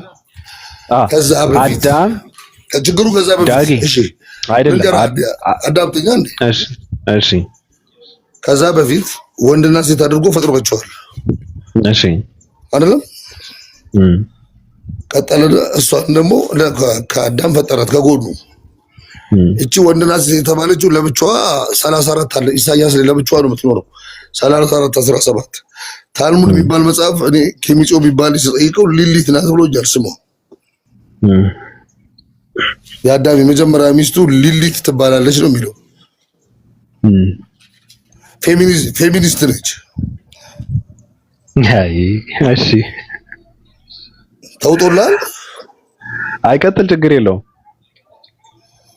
ይወራረዳል አይ ነው ካልተዋጠል አይ ደግሞ እስከማወራረድ አይደለም ከተዋጠል ቀጥል ካልተዋጠል መልሰኝ ችግሩ እኮ አንተ አሁን ቅድም በመጀመሪያ ሴትና ወንድ ፈጠረ የሚለውን ተው ባዩ ማን ነው ካልክ ሰው እኮ ነው እያለ ያለው አሁን ለምሳሌ ቁርአኑ በመጀመሪያ እንዲህ አደረግን ይላል አይደል እንደዚህ አደረግን ይላል ተናጋሪው ራሱ ነው አይደል መጽሐፍ ቅዱስ ጋር መጽሐፍ ቅዱስ አይደለም መጽሐፍ ቅዱስ ጋር ደግሞ ስትመጣ በመጀመሪያ እግዚአብሔር ሰማይና ምድርን ፈጠረ ይላል ፈጠረ እያለ እያወራ ያለው ማን ነው ጸሐፊው ነው አይደል ፈጠርኩ እኮ አላለም እግዚአብሔር እሺ ፈጠረው ሰው ስለዚህ ፈጠረ እያለ እያወራ ያለው ባዩ ማን ነው ከተባለ ሰው ነው እያለ ያለው በመጀመሪያ እግዚአብሔር ሰማይና ምድር ፈጠረ አለ ሰው ነው እያለ ያለው እዛ ጋር ደግሞ ስትመጣ እንደዚህ አድርገን ፈጠርን አደረግና ምን እያለ ያወራል ራሱ ተናጋሪው ራሱ ነው እዚህ ጋር ግን ተናጋሪ ማን ነው ካልክ ሰው ነው ገብቷል እዛ ጋር ደግሞ ወርዶ ስለ አዳም ምንድነው ሔዋን ትባል አለ ከተባለ ምናልባትም ሔዋን ብሎ ስለጠራትም ትባላለ ሊለይ ይችላል አሁን ለምሳሌ መጽሐፍ ቅዱስ ብሎ ስለጠራት ማለት ነው ገብቷል ነው ስለዚህ እያልከኝ ያለው ጻፊው አይታወቅም ነው አይደለም እሱ እንደዛ አይደለም እኔ ያመጣሁት አይደለም ተናጋሪው ገብቷል መጽሐፍ ቅዱስ አድራጊው ሌላ ሆኖ ተናጋሪውም ሌላ ሆኖ ሁለተኛ ተናጋሪም አለ ጸሐፊው ማለት ነው እንትና ተናገረ እያለ የሚያወራው አካል አለ ለምሳሌ እግዚአብሔር ሰማይና ምድርን ፈጠረ እያለ የሚያወራ ሰው አለ ገብቷል ይዘኛል አገኘኝ ዛሬ ከባይብል አግኝቻለሁ ግን ተናጋሪው ሌላ መሆኑን ማቆ ባውቀፈልኩ ዘጸአት 6:3 አይበቃም እንዴ እስከዛሬ ስሜን ለማንም አልነገርኩም ለአንተ ብቻ ነው ምነግረው ብሎ ለራሱ መስነገረው ያለና የሚኖር እኮ ነው ወያም አያም ነው ምናም ብሎ ነው ያለው ይሄ አሸር ይሄ ይላል በቃ ሌላ ነገር እኮ አይደለም ስሙም እሱ አይደለም እኮ እኔ እናንተ በቀደም ስናወራ እኮ በዘካርያስ መሰረት እኮ አንድ ስሙም አንድ ነው የተባለው እኮ እዚህ ጋር እኮ ስሙንም አልነገራቸውም እና አብርሃም ማን ብለው ጠሩት ብዬ ብጠይቅ ማንም አይመልስም አጻጻፉ እኮ እንትን ነው ኩዚጉኒ ነው የሆነው ኩዚጉኒ የሚል ፊልም ታውቃለህ የቱርክ ወዲያና ወዲህ የሚባለው አላውቅም እኔ ላይ የመጣ ራስህን ትስላለህ አይደል እንዴ አልሳልኩም አንተ ካልሳልክብኝ ችግር የለውም እኔ አልስልብህም ምን አገባኝና ምን አድርገዋለሁ እኔ በጻፍ ቅዱስ በቃ ካልሳ አስገባልኝ ሰው እሺ ትንሽ ተወስቻለሁ ልወስወስ አጋንንቶች እኔ አሁን ብዙ ጊዜ አጋንንቶች ሲጠየቁ አንተ እግዚአብሔር ነህ አይሉትም አንተ የእግዚአብሔር ልጅ ልታሰቃየን መጣ ይሉታል በስላሴ አያምኑም ያዕቆብ 2:19 እና አሁን ጥያቄ ይህችን ብቻ ላቀርብላቸው ነበር ካሉ ቢገቡ ደስ ይለኝ ነበር አይችሉም ይፈራሉ እንዴት ናችሁ ሰላም ብያለሁ ይቅርታ በመሃል ስለገባው በመጀመሪያ ደረጃ ይቅርታ ሰላም ብያችሁ ልውጣ ብዬ ነው ብዙም ሰዓት ስለሌለኝ ያው እንግዲህ እያዳመጥን ነው ዳጊ አንድ ነገር ከያዘ ያው እንግዲህ ለሰው እንኳን ሰዓት አይሰጥም። ባቢ እንዴት ናችሁ? ደህና ናችሁ? አለን ሰላም ነን። አይ በጣም ጥሩ። እኔ ጥያቄ አለኝ። ዱዓ አድርጋለሁ ነው ቀብተህ እኔ ገባህ ወይስ ምንድነው? ኖ አማንተሁ አልክ ቅድም ስትገባ። ከየት ነው የለመድከው ይሄንን ቋንቋ? ኦኬ እሺ ምንድን ማለት ነው? ጳውሎስ ነገረኝ። አማንተሁ በረኹ ዲላጋ ቡኮዲንታ ሙት ባልከ ምን ማለት ነው ትለኛለህ? አማንተሁ ደህና ዋልኩ ማለት ነው። በደህና አደርኩ ነው። ገይሲናን ገይስ ሶሳ ምን ላስረዳው? እዚህ ላይ የምትፈልገው ነገር ባይብል ነው ወይስ ቋንቋ ነው? ጥያቄ ገባው ነው። ይሄ ሀደርኛ ቋንቋ ስለሆነ ይሄንን ስትናገር እንደ ዳጊ ሀደርኛ ቋንቋም ይችላል ወይ ብዬ ነው የምጠይቀው። ተጠመስክ ያው ትኩሳት ከታቻውን ተጠመስክ ይላል። ተጠመስክ ማለት ጠፋ ማለት ነው። ዋው እንደ ኦኬ። የት ነው የለመድከው ለማለት ነው? ኦኬ የት ነው የለመድከው? መንፈስ ገለጸልኝ። የሐረር ልጅ ነህ? የሐረር ልጅ ነህ? አልሐምዱሊላህ ረቢል ዓለሚን። እኔ አዲስ አበባ ልጅ ነኝ። ወረሻ ጋር የሐረር ልጆች ብዙ ጊዜ የተለያየ ቋንቋ ይችላሉ፣ ሀደርኛ፣ ኦሮምኛ። አሁን ለምንድን ነው አሁን ከመጽሐፉ ብታስወጣለህ? ለምንድን ነው? ኦኬ ወደ መጽሐፉ ምንድን ነው? አብርሃም የት ነው የተወለደው? ንገረኝ እስቲ። እኔ ነው? አዎ አመሰግናለሁ። አብርሃም የተወለደው ቱርክ ውስጥ ነው። ቱርክ ውስጥ ካራን የምትባል ከተማ ላይ አይደለም? እሺ በመቶ አበባ እንሂድና አንድ ጊዜ ሚዩት አድርግና ታዳምጣለህ። አላረግም። በመቶ አበባ እንሂድና አዳምጠኛ። ካራን የሚባል ከተማ ላይ ቱርክ ውስጥ ነው የተወለደው። የልመና ማዕከል ልታደርገው ፈልገህ ነው ግሩፓችን ዳጊ? ኖ ባቢሎን ውስጥ ነው የተወለደው። ኦ ማይ ጋድ። እሺ አብርሃም ባቢሎን በቃ ታሪክ እሺ አገላብጥ ነው። እሺ በቃ አውር የምትባል ቦታ ላይ ነው የተወለደው። አውር ትባላለች የተወለደበት ቦታ። የተወለደው ካራን ነው። ዘፍጥረት ላይ አምጣልን እንደ ዘፍጥረት ላይ ይኸውልህ፣ በአሁኑ ጊዜ ሙጊያር የምትባል ከተማ ነው። በአሁን ድሮ አውር ትባል ነበር ከተማዋ። አሁን ግን ሙጊያር ተብላ ትጠራለች። የምትገኘው የት ነው ታውቃለህ? በጁላን በኤፍራጥስ ወንዞች መካከል ነው። ግን በአረብኛ ይሄ በእንትን ነው በዘፍጥረት የሚያወራው ነው። ይሄንን የምነግርህ አሁን የነገርኩ በአረብኛ ቋንቋ የተጻፈው ግን የታሪክ ማስረጃዎች እንደሚያወሱት ኢብራሂም የተወለዱት ባቢሎን ውስጥ ነው። ያቁት የተባለ ታሪክ ጸሐፊ ምድረ ባቢሎን ሲገልጸው እንዲህ ይላል። በዲጅላና በኤፍራጥስ ወንዞች መካከል ትገኛለች። ሰዋድ በሚል ስምም ትታወቃለች። ኢብራሂም የተወለዱት ነምሩድ በተባለው የከነዓን የኮሽ ልጅ ንጉስ ዘመን ነው ይላል። አሁንስ ተስማማን? ታሪክ እንደሚያረጋግጠው ኢብራሂም በኢራቅ በኖሩበት ዘመን የባቢሎን ስልጣኔ ከፍተኛ ደረጃ ላይ ደርሶ ነበር። በአካባቢው ላይ ተጽዕኖ አሳድሮ ነበር ይላል። ለጠቅላላ እውቀት ያህል ነው። ምንም ችግር የለውም። እናመሰግናለን። አሪፍ ነው። በነገራችን ላይ ፌስቡክ አካውንት አለህ እንዴ? ፌስቡክ ብዙ ጊዜ ትከታተላለህ? አለኝ፣ 3 አለኝ። እኔ በጣም ይገርማችኋል የባቢን ንግግሮችም ምናልባት 40% 50% የሚሆኑትን ዳውንሎድ አድርጌ ስለቀው በጣም ብዙ ሰው ነው ሼር የሚያደርገው። ይገርማል። እውነቴን ነው የምልህ።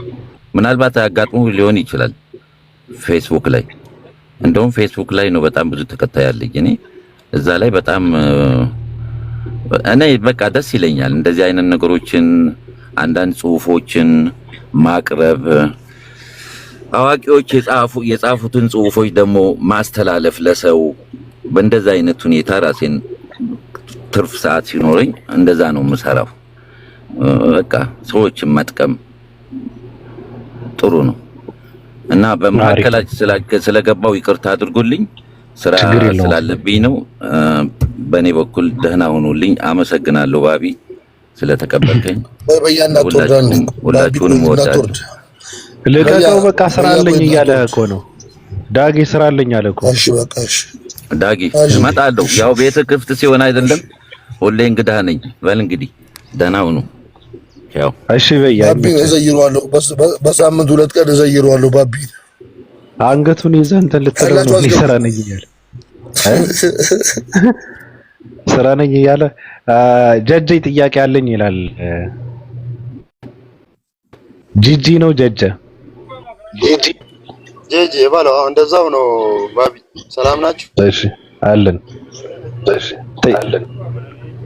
ጥያቄ ያለኝ ዘፍጥረት ላይ እሺ እግዚአብሔር ሰውን በራሱ ምሳሌ ፈጠረ፣ በእግዚአብሔር ምሳሌ የፈጠረው ወንድና ሴት አድርጎ ፈጠረ የሚለው ላይ ማለት ነው። በእግዚአብሔር ምሳሌ የተፈጠረች ሔዋን ማን ናት?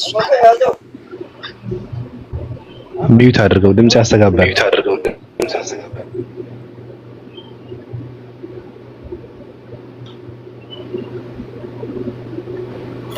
አንተ ጋር አይደል እንዴ?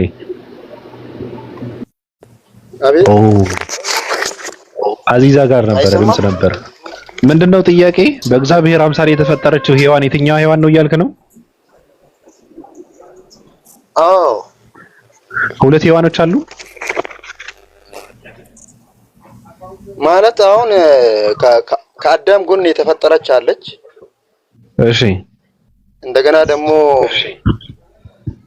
ሰውን በራሱ ምሳሌ ፈጠረ፣ በእግዚአብሔር ምሳሌ ፈጠረ።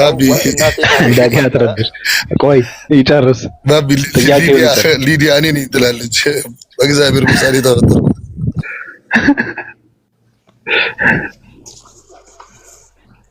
ጥያቄ ማለት በራሱ ምሳሌ ፈጠረ። አንዴ ላውራ።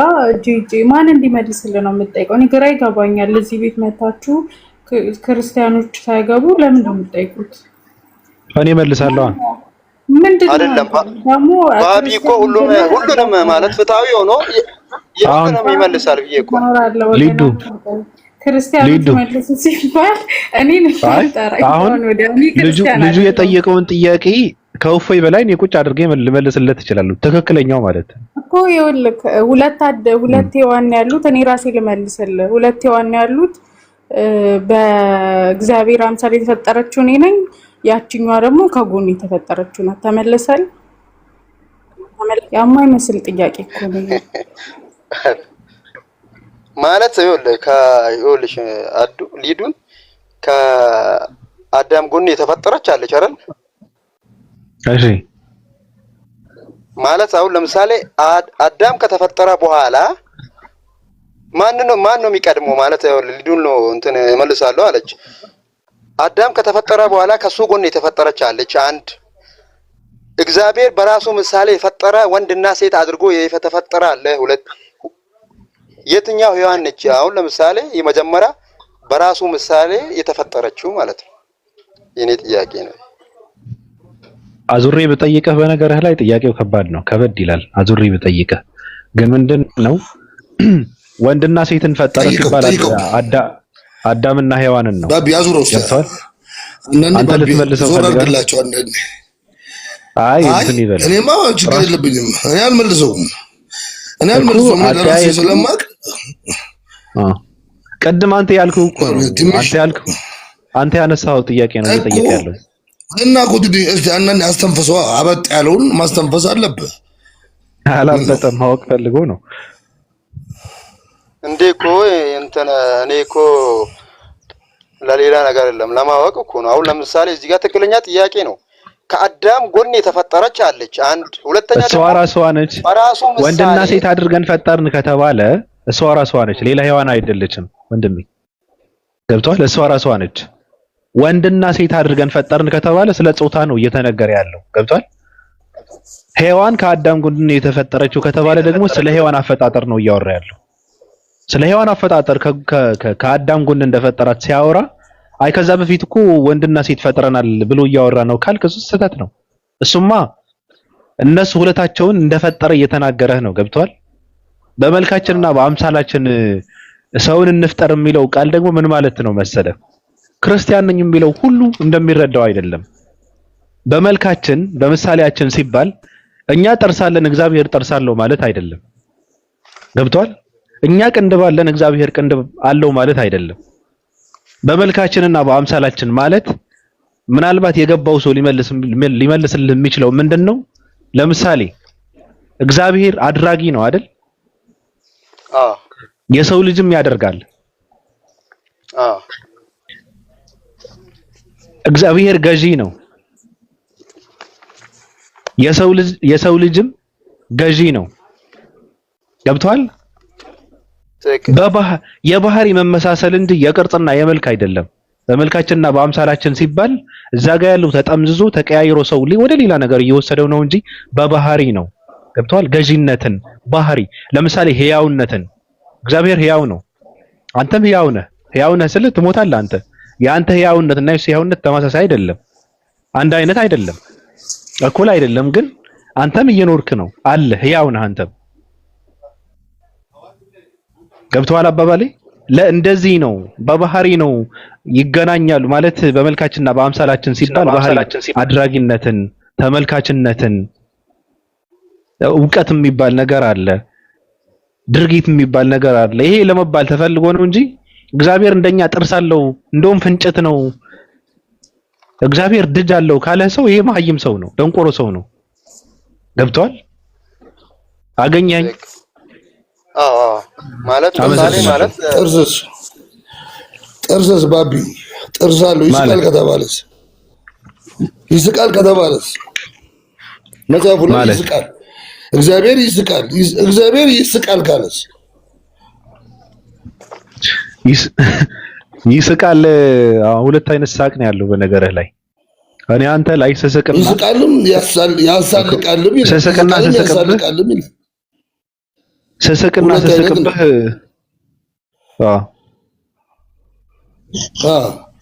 ይስቅብናል ወይስ ይስቃል? እግዚአብሔር ይስቃል ጋር ይስቃልም ይሳለቅብናል፣ ሁለቱንም ነው። እኔ የራሱ ጉዳይ ታዲያ መጽሐፍ ቅዱስ እኮ ቅዱስ አይደለም ብዬ ነው የማምነው። ምን አገባኝ? እሺ ሰይጣንስ ስለ ቁርበት ነው የሚያወራው ብሎ ሲወጣ እንዴት ዝም አለው? እኔ እንጃ አልነበርኩም እኔ። አንተ ምንም ብታንቀሳቀሰኝ ሲል ዲያብሎስ እንዴት ነው እግዚአብሔር የሚያንቀሳቅሰውስ? አንተ ምንም ኢዮብን አንድ ነገር እንዳደርገው ብታንቀሳቀሰኝ፣ ኢዮብ ግን እስካሁን ጽናቱን ይዞ ቆይቷል አለ። ምን ማለት ነው ብታንቀሳቀሰኝ? እኔ እንጃ እንዴ ዳጊ ምን ይሻላል? ለምን ትሄጃለሽ? ለምንድን ነው የምትጠይቀኝ? ቁሩ እያነበብን ያለ ነው። እግዚአብሔር አትበለኝ። መጽሐፍ ቅዱስ የእግዚአብሔር ቃል አይደለም። ዋዳዝሚ የእግዚአብሔር ቃል አይደለም ምን ማለት ነው? አይደለማ በቃ አይደለም። ምንድን ነው ማለት? አይደለም አንደኛ ቆሮንቶስ ማያምን ሰውን ነው አንደኛ ቆሮንቶስ። እሺ አንቺ ልጠይቅሽ ፈቃደኛ ነሽ? እኔ አላምንም። ለእኔ መጽሐፍ ቅዱስ ምንም ነው። ምን አገባኝ እኔ ስለምን? ምን ታዲያ እና ታዲያ ዝም አትይም? ምን ታዲያ ዝም በይ፣ እንወያይበት፣ አንስተን እንወያይ። በስቶ ያያችሁ ጆሮአችን ደማኩ። ሼም ይዞት ነው ፒፕሉ።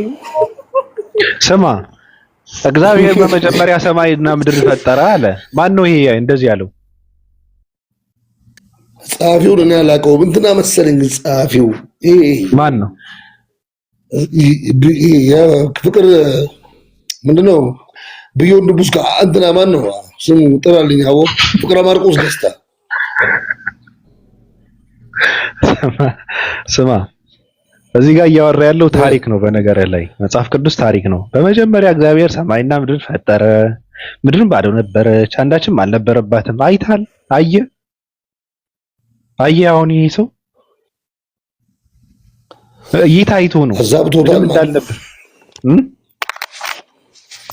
አዛብቶታል ማለት አያገባንም። ሌላ ነገር አውራ አንተም። እኔ እንዳትጠይቀኝ ራስህን እኔ ላይ መሳጅ ማና እስኪ ስለ ዳጊ ስለ እግዚአብሔር ራሱ ማን ነው? እግዚአብሔር ማን ነው?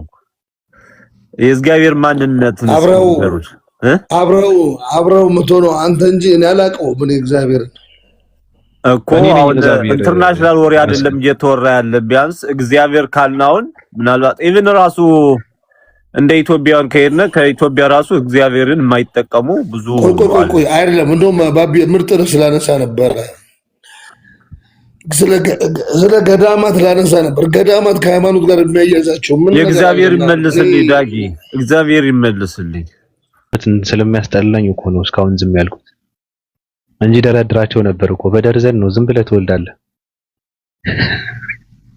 ችግር አለው እንዴ? ጣዕሙን አናውቀውም። አንዳንድ ሰዎች አሪፍ ነው ይላሉ። እንደውም ልጆች የወለድካቸው ልጆች ዕቃ ሲሰብሩ ስታያቸው ራሱ ደስታ ይሰጣል፣ ደስታ ይፈጥራል አሉ አንዳንድ ሰዎች። ምንም ችግር የለውም ከወለድክ በኋላ ነው የሚገባህ አሉ። እና በዚህ ልክ ነው። ስልክን ራሱ ቢሰብሩት ደስ ነው የሚልህ አሉ። ምንም ችግር የለውም። እና አንዳንዴ ሳስበው እንደዛ ልክ ሊሆን ይችላል። የአብራክ ከፋይ የሆነ ራስህ ማለት እኮ ነው። ራስህ ማለት እኮ ነው። ልጅ ማለት ራስህ ነህ። በቃ እዛ ጋር ያለው ራስህ ነህ። ስለዚህ ከባድ ነው። እኔ ራሱ ደስ ይለኝ ይችላል በነገራችን ላይ። እንደውም እንዲሰብሩት የሚሰበር ዕቃ ልገዛላቸው እችላለሁ። ልጆቼ ልጅ ከወለድኩ የሚሰበር ዕቃ፣ ውድ ያልሆነ ዕቃ ማለት ትገዛለህ፣ ትሰጣቸዋለህ፣ እንደፈለጉ ይሰባብሩታል። እንደዛ ነው የማደርገው። እሺ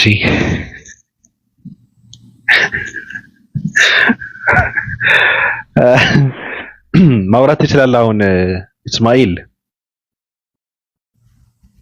ይመቻል? ከተመቸ ማውራት ትችላለህ አሁን። ቦይ አልችልም፣ በጣም ጫጫታ አለ። ከዛ ቦታ ቢንቀሳቀስም ያው ሆነብኝ። አሁን አለ ግን የምትለው ነገር ካለ ችግር የለውም። ማለት የምትፈልገው ነገር ካለ እኮ በል።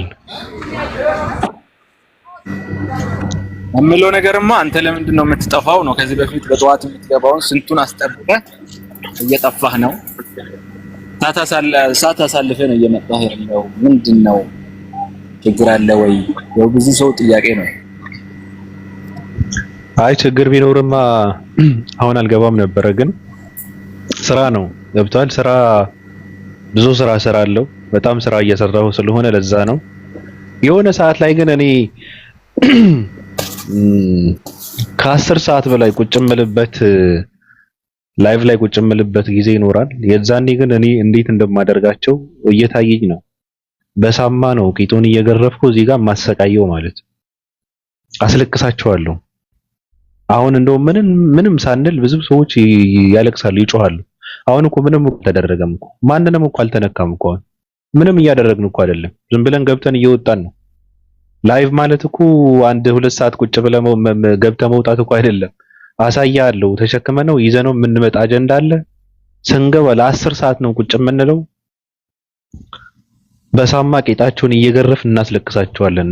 መዘጋጀት አለባችሁ። በነገራችን ላይ በተለይ ምስራቅ ቀጠና ምናምን የምትባሉ አዳሪያን እናንተ መዘጋጀት አለባችሁ። በብዙ አቅጣጫ ብዙ ሰዎች ተናበው ገብተው ምንም የሚሰሩት ነገር የሚፈጥሩት ነገር የለም። ምንም እኮ እያደረጉ እኮ አይደለም። እነሱ እንደሚያወሩት፣ እነሱ እንደሚደክሙት፣ እነሱ እንደሚገቡት፣ እነሱ እንደሚወጡት፣ እንደሚወሩት፣ እንደሚጋጋሉት ምንም እየተደረገ እኮ አይደለም። ምንም እያደረጉ አይደለም። ማድረግም አይችሉም። ማድረግም አይችሉም። አንድ ሰው ይበቃቸዋል። በቃ አንድ ላይቭ የሚገባ ሰው ይበቃቸዋል። እነሱ እስካሁንም ራሱ ህይወት ዘርተው እንዲኖሩ ያደረጋቸው ነገር ምንድነው? ብሽሽቅ ነው። ነገሩን ምንድነው የሚያደርጉት? እነሱ ብሽሽቅ ነው። በስነ ስርዓት ቁጭ ብለው በእውቀት ማውራት የሚባል ነገር የለም። ግደለው፣ አያወራም። ንጽጽር ሲባል ራሱ ምንድነው የሚያደርጉት? ደቂቃ ይሰጠን፣ ሰዓት ይሰጠን ይላል። ሰዓት ስትሰጠው 10 ደቂቃ፣ 20 ደቂቃ፣ 1 ሰዓት ብትሰጠው ዝም ብሎ ያወራል። እንደዛማ ከሆነ እኔም እኮ ማውራት እችላለሁ ከናንተ በበለጠ ራሱ።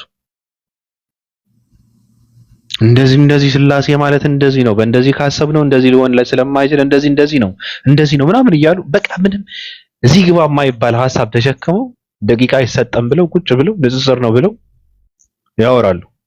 እንደዛ የሚባል ነገር የለም። ቃል በቃል እኔ ውስጤ ነው በቃ ደስ የሚለኝ። ተጠይቀዋለህ ይመልሳል፣ ይጠይቃል ትመልሳለህ። ንጽጽር ለኔ ይሄ ነው እንጂ ደቂቃ እየተሰጠ እናብራራ ምናምን መጨረሻ ላይ ነው እንደዛ መሆን ያለበት። አሁን ምስራቅ ቀጠናዎች ስራቸው ይሄ ነው። ወይ በዚህ መልክ ነው።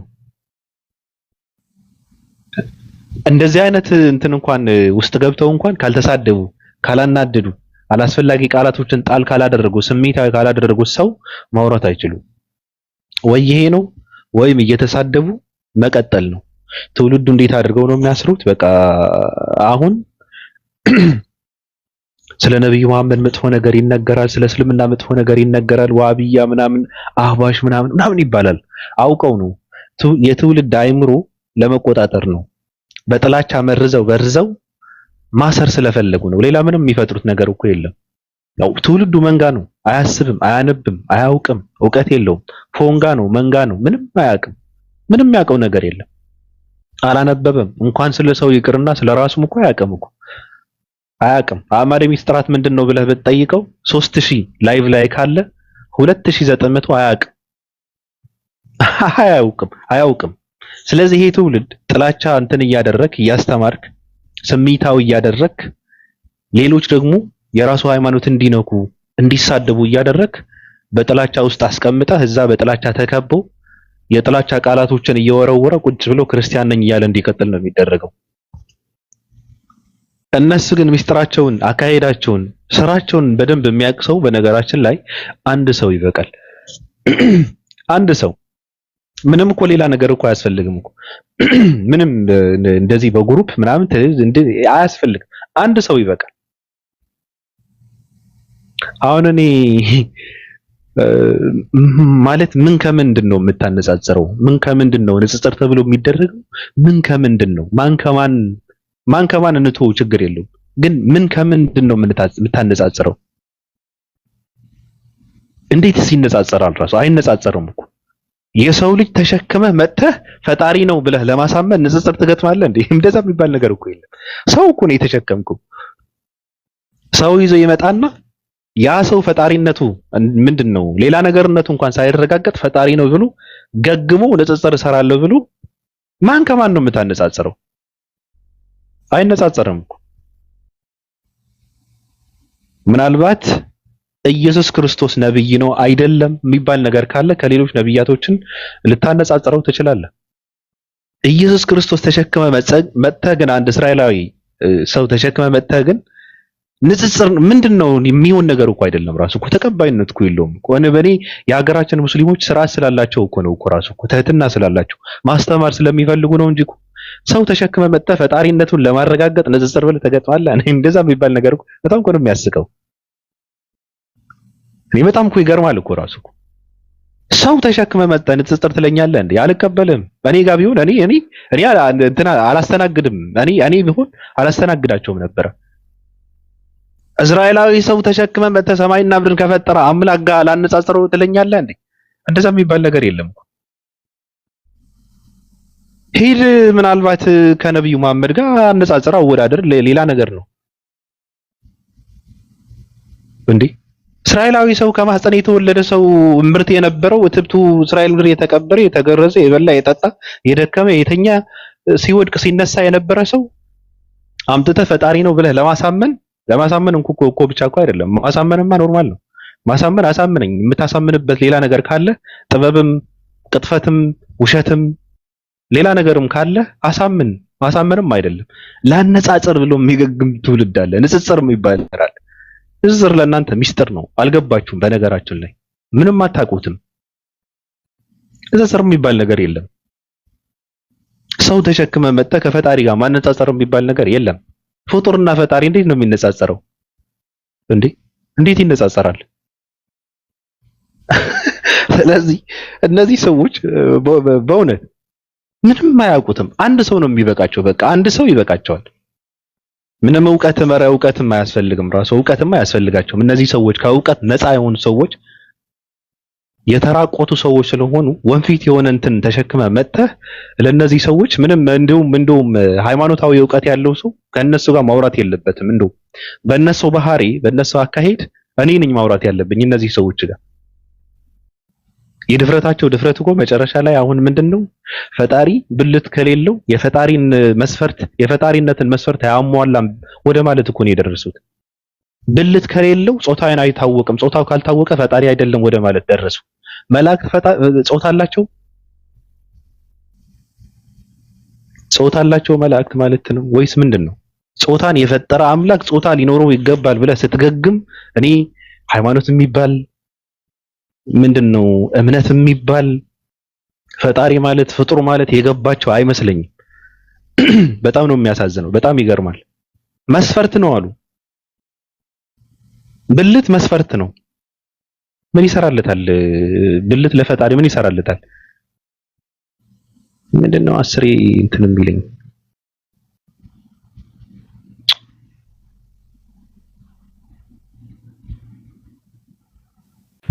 ጀማው በደንብ ኮፒ ሊንክ አድርጉለታ።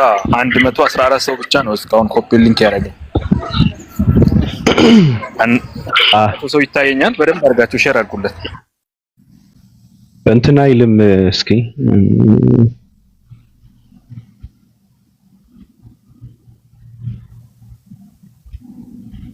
ኢየሱስን የተሳደብክ መስሎኝ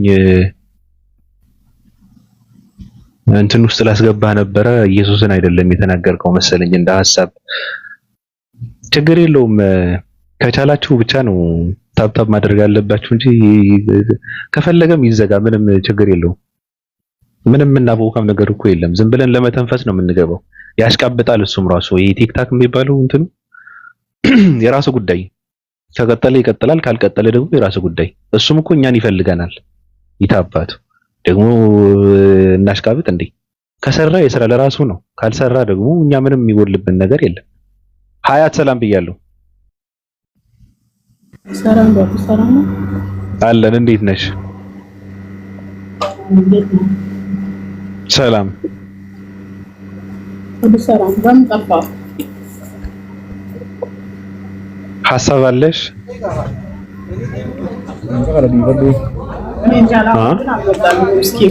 ትንሽ ቆይቶ ከመጣልኝ ሀሳብ ለአሁን አልመጣልኝም። ትንሽ ቆይቶ ከመጣልኝ እናገራለሁ። ለምን ጠፋ ለማለት ነው የገባሽው? አይደለም መለስከው ቅድም እኮ መልሰሽ ስትጠይቅኝ እኮ ነው የገረመኝ። እኔ ሳወራ ነበረ፣ ከዛ ዝም አልኩ። እኔ ምን ልበል ብለሽ ነው? እኔ ለምን እንደጠፋው ስናገር ነበረ መተሽ ማሽን አልሰማሁትም። በዛ ነው ትንሽ ነው የሰማሁት። አንዳንዴ እሺ፣ አመሰግናለሁ ሀያት። አንዳንዴ ሰው በጣም በቃ እንትኑ ነህ ገብተህ ማውራት መጫወት ምናምን እየፈለክ ሚዩት አድርጊው። ድምጽ አለ እጅ የሚል እሺ። ቲንክ አንዳንድ ሰው ተኝቶ ይገባና በጣም እየተንበላጠጠ ማለት ነው እና ሰላም ነው ምናምን ይላል። እኔ አጠገቤ ቢኖር በእውነት እገለው ነበር። ሙድህን ነው የሚከነተው። በጣም እኮ እንትን ሆነህ እኮ ነው የገባው።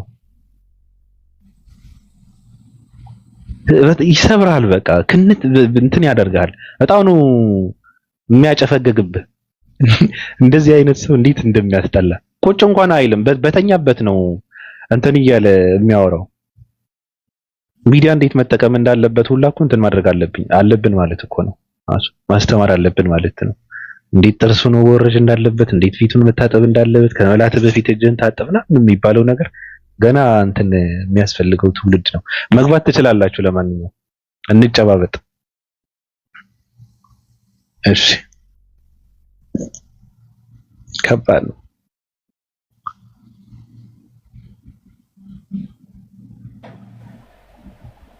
ሰላም አሚና ሰላም።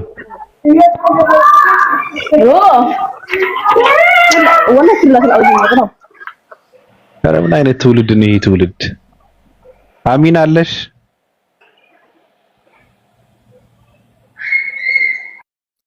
ወረጂ ኤች ነኝ። ሰላም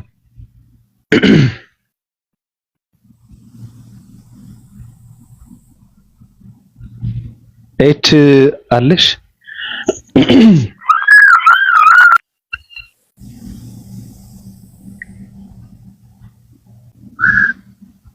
ቀጥይ። ስራ ቦታ ነሽ? ቀጥይ፣ ችግር የለውም። እሺ ከተረዳሽ መልካም። እኔ የልጅ ድምጽ መስማት አልፈልግም። በቃ አልውድ እንትን እንዳታደርጉ። እንደውም ልጅ አጠገባችሁ ካለ እንዳትገቡ። እንዴት ነው አይምሮ እንትን የሚያደርገው? ሰላም ቀጥል። እንዴት ነው ወንድሜ? አለን ሁሉ ሰላም አለን። ከየት ነው? እኔ አዲስ አበባ። አሁን የሐማስ ጀነራል ፕሮፋይል አድርገህ የገባው ለምንድን ነው? ጽናቱን ስለምወድለት ነው። እሱ ነው የትግል ጽናቱ። ገለውታል አይደል? ጋር ሞቷል። ብዙ እድል ሰጥተውት ከዛ ውጣ ብለውት እምቢ ብሎ ከወገኔ ጋር ሞታለሁ ብሎ የኢራቅ የሳዳም ሁሴን የውጭ ጉዳይ ሚኒስትር ክርስቲያን እንደነበረ ታውቃለህ? ክርስቲያን? አዎ አላውቅም። እሱ ነው የኢራቅ የሳዳም ሁሴን ኢትዮጵያኖች አሸባሪ ብለው የሚሉ ሰው ሳዳም ሁሴን። እኔ እንደ ሳዳም ሁሴን በምድር የማደንቀው ሰው የለም። ሳዳም ሁሴንና እንትና ጋዳፊ እንደነዚህ ሰዎች ሂትለርም አደንቀዋለሁ። እነ ስታሊን እነ ሂትለር አደንቃቸዋለሁ። እንደነዚህ ሰዎች የማደንቀው ሰው የለም። እና የውጭ ጉዳይ ሚኒስትሩ ክርስቲያን ነበረ። ክርስቲያን ነው፣ ዮሐንስ ይባላል። ለጠቅላላ እውቀት ኢትዮጵያኖች ግን ሳዳም ሁሴን ማለት የሙስሊሞች መሪ እና አሸባሪ የነበረ ሰው አምባገነን ብለው ነው እንትን የሚያደርጉት። የምዕራባውያን ውጋት ነበረ። ገብቷል? ጋዳፊ ደግሞ የአፍሪካ ንጉስ ነበረ። በቃ አፍሪካ የተሰበረችው እንትና ጋዳፊ ከተገደለ በኋላ ነው። አፍሪካ በህይወት ልትነሳ የነበረችው ዘመን ጋዳፊ ቢታገዝ አሁን ባለችበት የድህነት እንትን ውስጥ አትኖርም ነበረ አፍሪካ። እና የአፍሪካ ንጉስ ነው ጋዳፊ። ቀጥል።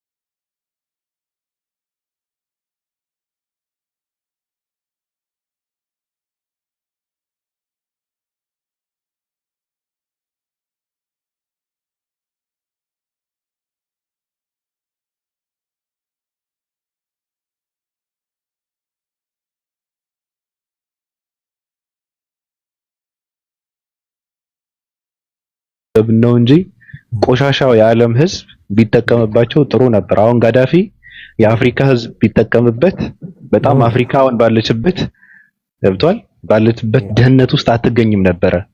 ሀብቷን እየዘረፉ ልጆቿን ስደተኛ እያደረጉ መልሰው ደግሞ በእርዳታ መልክ ወደኛ ደግሞ በእንትን ይሰጡናል፣ እርዳታ ተብለው ማለት ነው። ከኛ የማይሄድ እኮ ማዕድኑ፣ ቾኮሌቱ የማይሄድ እኮ ነገር እኮ የለም እኮ ከአፍሪካ ቡናው ማይሄድ ነገር እኮ የለም።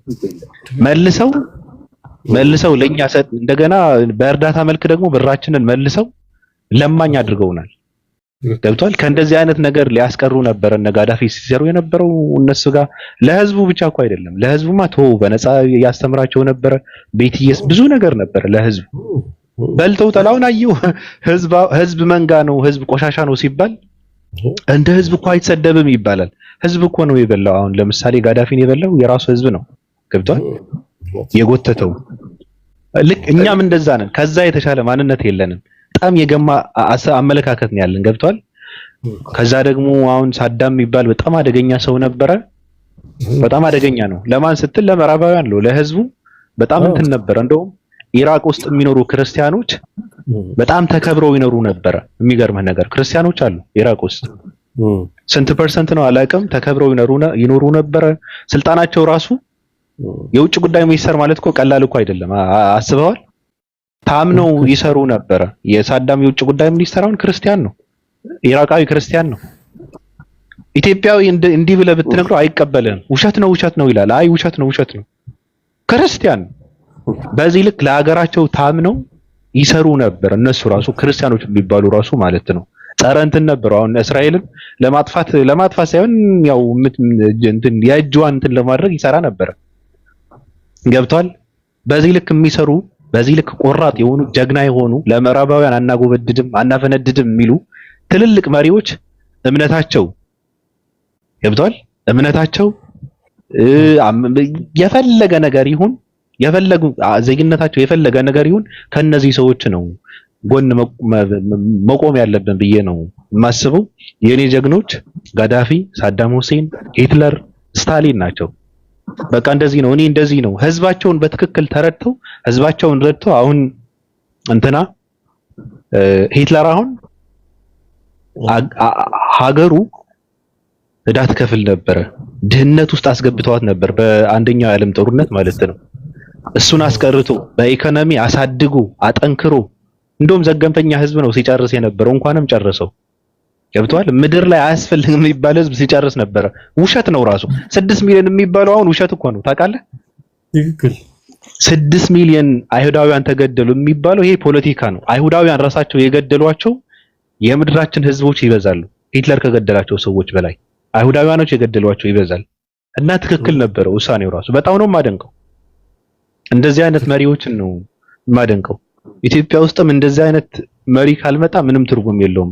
እንትን የሚል መሪ አያስፈልግም። በቃ እንደነሱ ለህዝቡ ጥሩ የሆነ እንትን የሚል የማያስፈልግ ትውልድ ደግሞ በቃ እንትን መጥረግ ነው። አያስፈልግም። በእውነት እኔ እንደዛ ነው ማም። ትርፍ ምን ይሆናል? አሁን አስበዋል። ትርፍ ህዝብ ምን ይሰራላል? ቁስል እኮ ነው።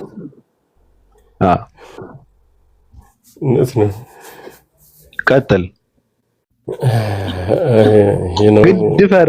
ድፈር ግድ የለም። ይሄን አመለካከት ተቀበለው፣ ደፍረህ ተቀበለው። አሁን እንካ አሁን ግብረ ሰዶማውያን መንካት አይቻልም አይደል? ትክክል። እሺ ግብረ ሰዶማውያንን እንዳለ ጥርግ አድርጎ ቢያጠፋቸው ሰው ግብረ ሰዶማዊነት ይቀጥል ነበረ? ፍጹም። እና ለምንድን ነው እያለቀሰ የሚኖረው ህዝቡ? መጨረስ እኮ ይቀላል እኮ። በቃ እንደዛ ማለት ነው። ቀጥል። ትክክል። አሁን ይሄ ውሳኔ ሲያስፈልግ አይቀርም። ቀጥል።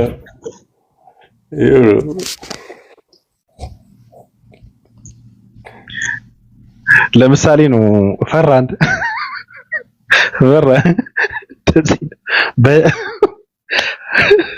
ሀሳብ የሚያበረግገው ትውልድ እኮ ነው ያለው። በቃ እንደዚህ ደፈር ብለህ እንትን የሚባል ምንድነው? በቃ እንደዚህ አይነት ሀሳብ ብታመጣ አይቀበሉም ትውልዱ። አሁን አንድ አፍሪካዊ ተነስተዋል። ከሱ ጎን ደግሞ የቆሙ ሰዎች አሉ። ኢብራሂም ማን ነው የሚባለው? የቡርኪና ፋሶ እንትን በቃ አሁን ደግፉት፣ እሱን ደግፉ። እሱን በቃ አንተ መግነን አለበት። ለነገሩ ይበሉታል። ይሄ የአፍሪካዊ የሚባለው ረሃብተኛ የሆነ ህዝብ ምንም ዝንጀሮ ነን እኛ። ምን መጨረሻችን እኮ እኛ ልናገለግል ነው የተፈጠረው። ራሱን ይሳስበው በቃ አገልጋይ ነን። ከዚያ ያለፈ ማንነትም የለንም፣ ማለፍም አይገባንም። ራሱ የታባቱ ምን ለማገልገል ነው የተፈጠርነው። አመለካከታችን እስካልተቀየረ ምንም የምንፈጥረው ነገር የለም። እናገልግል ዝም ብለን። እሺ ሚራ ሰላም ባቢ። ሰላም ብያለሁ። እንዴት ነህ? ደህና። ሰላም ነው? ሰላም ነው። ቀጥይ። እኔ ሰላም ነኝ። ሰላምታ የሚያበዛ ሰው አትወድም አይደል? ምንድነው የሚባለው? ከሶስት በላይ ምናምን የሚባል አባባል አለ። አንዱ ለነገር ነው፣ አንዱ ምናምን የሚባል ነው። እና ለምንድን ነው የሚባለው?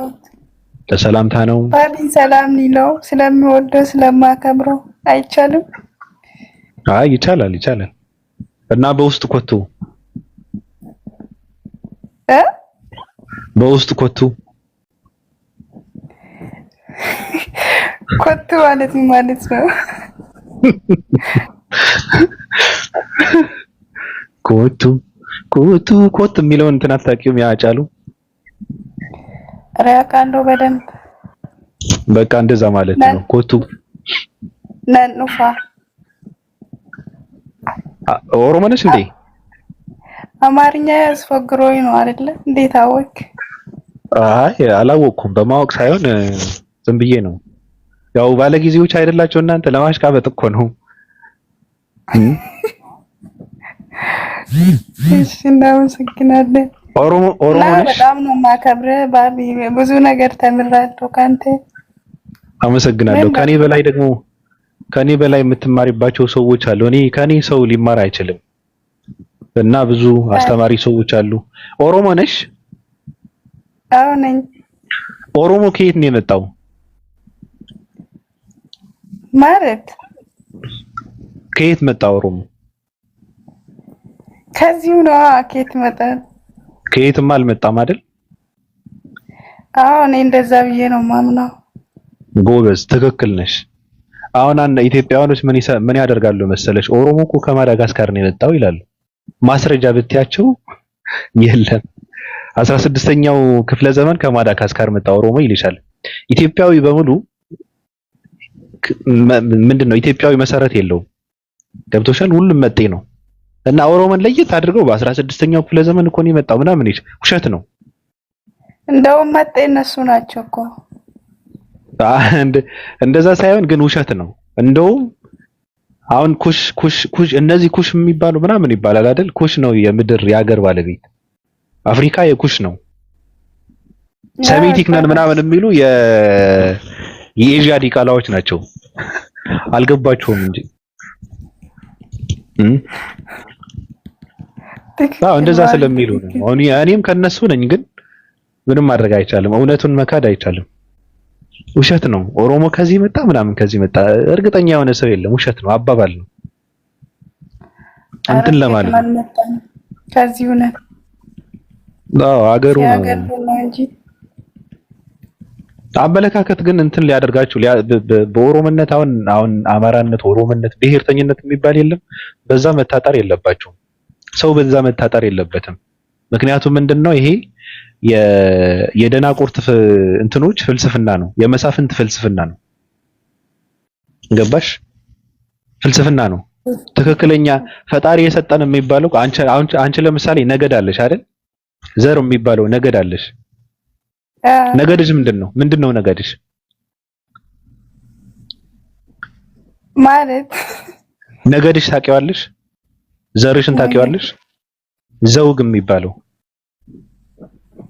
አዎ፣ ግን አንተ አታውቀውማ። ብነግርህም አውቀዋለሁ እኮ ንገሪኛ። አንቺ ስለምታውቂ እኮ ነው።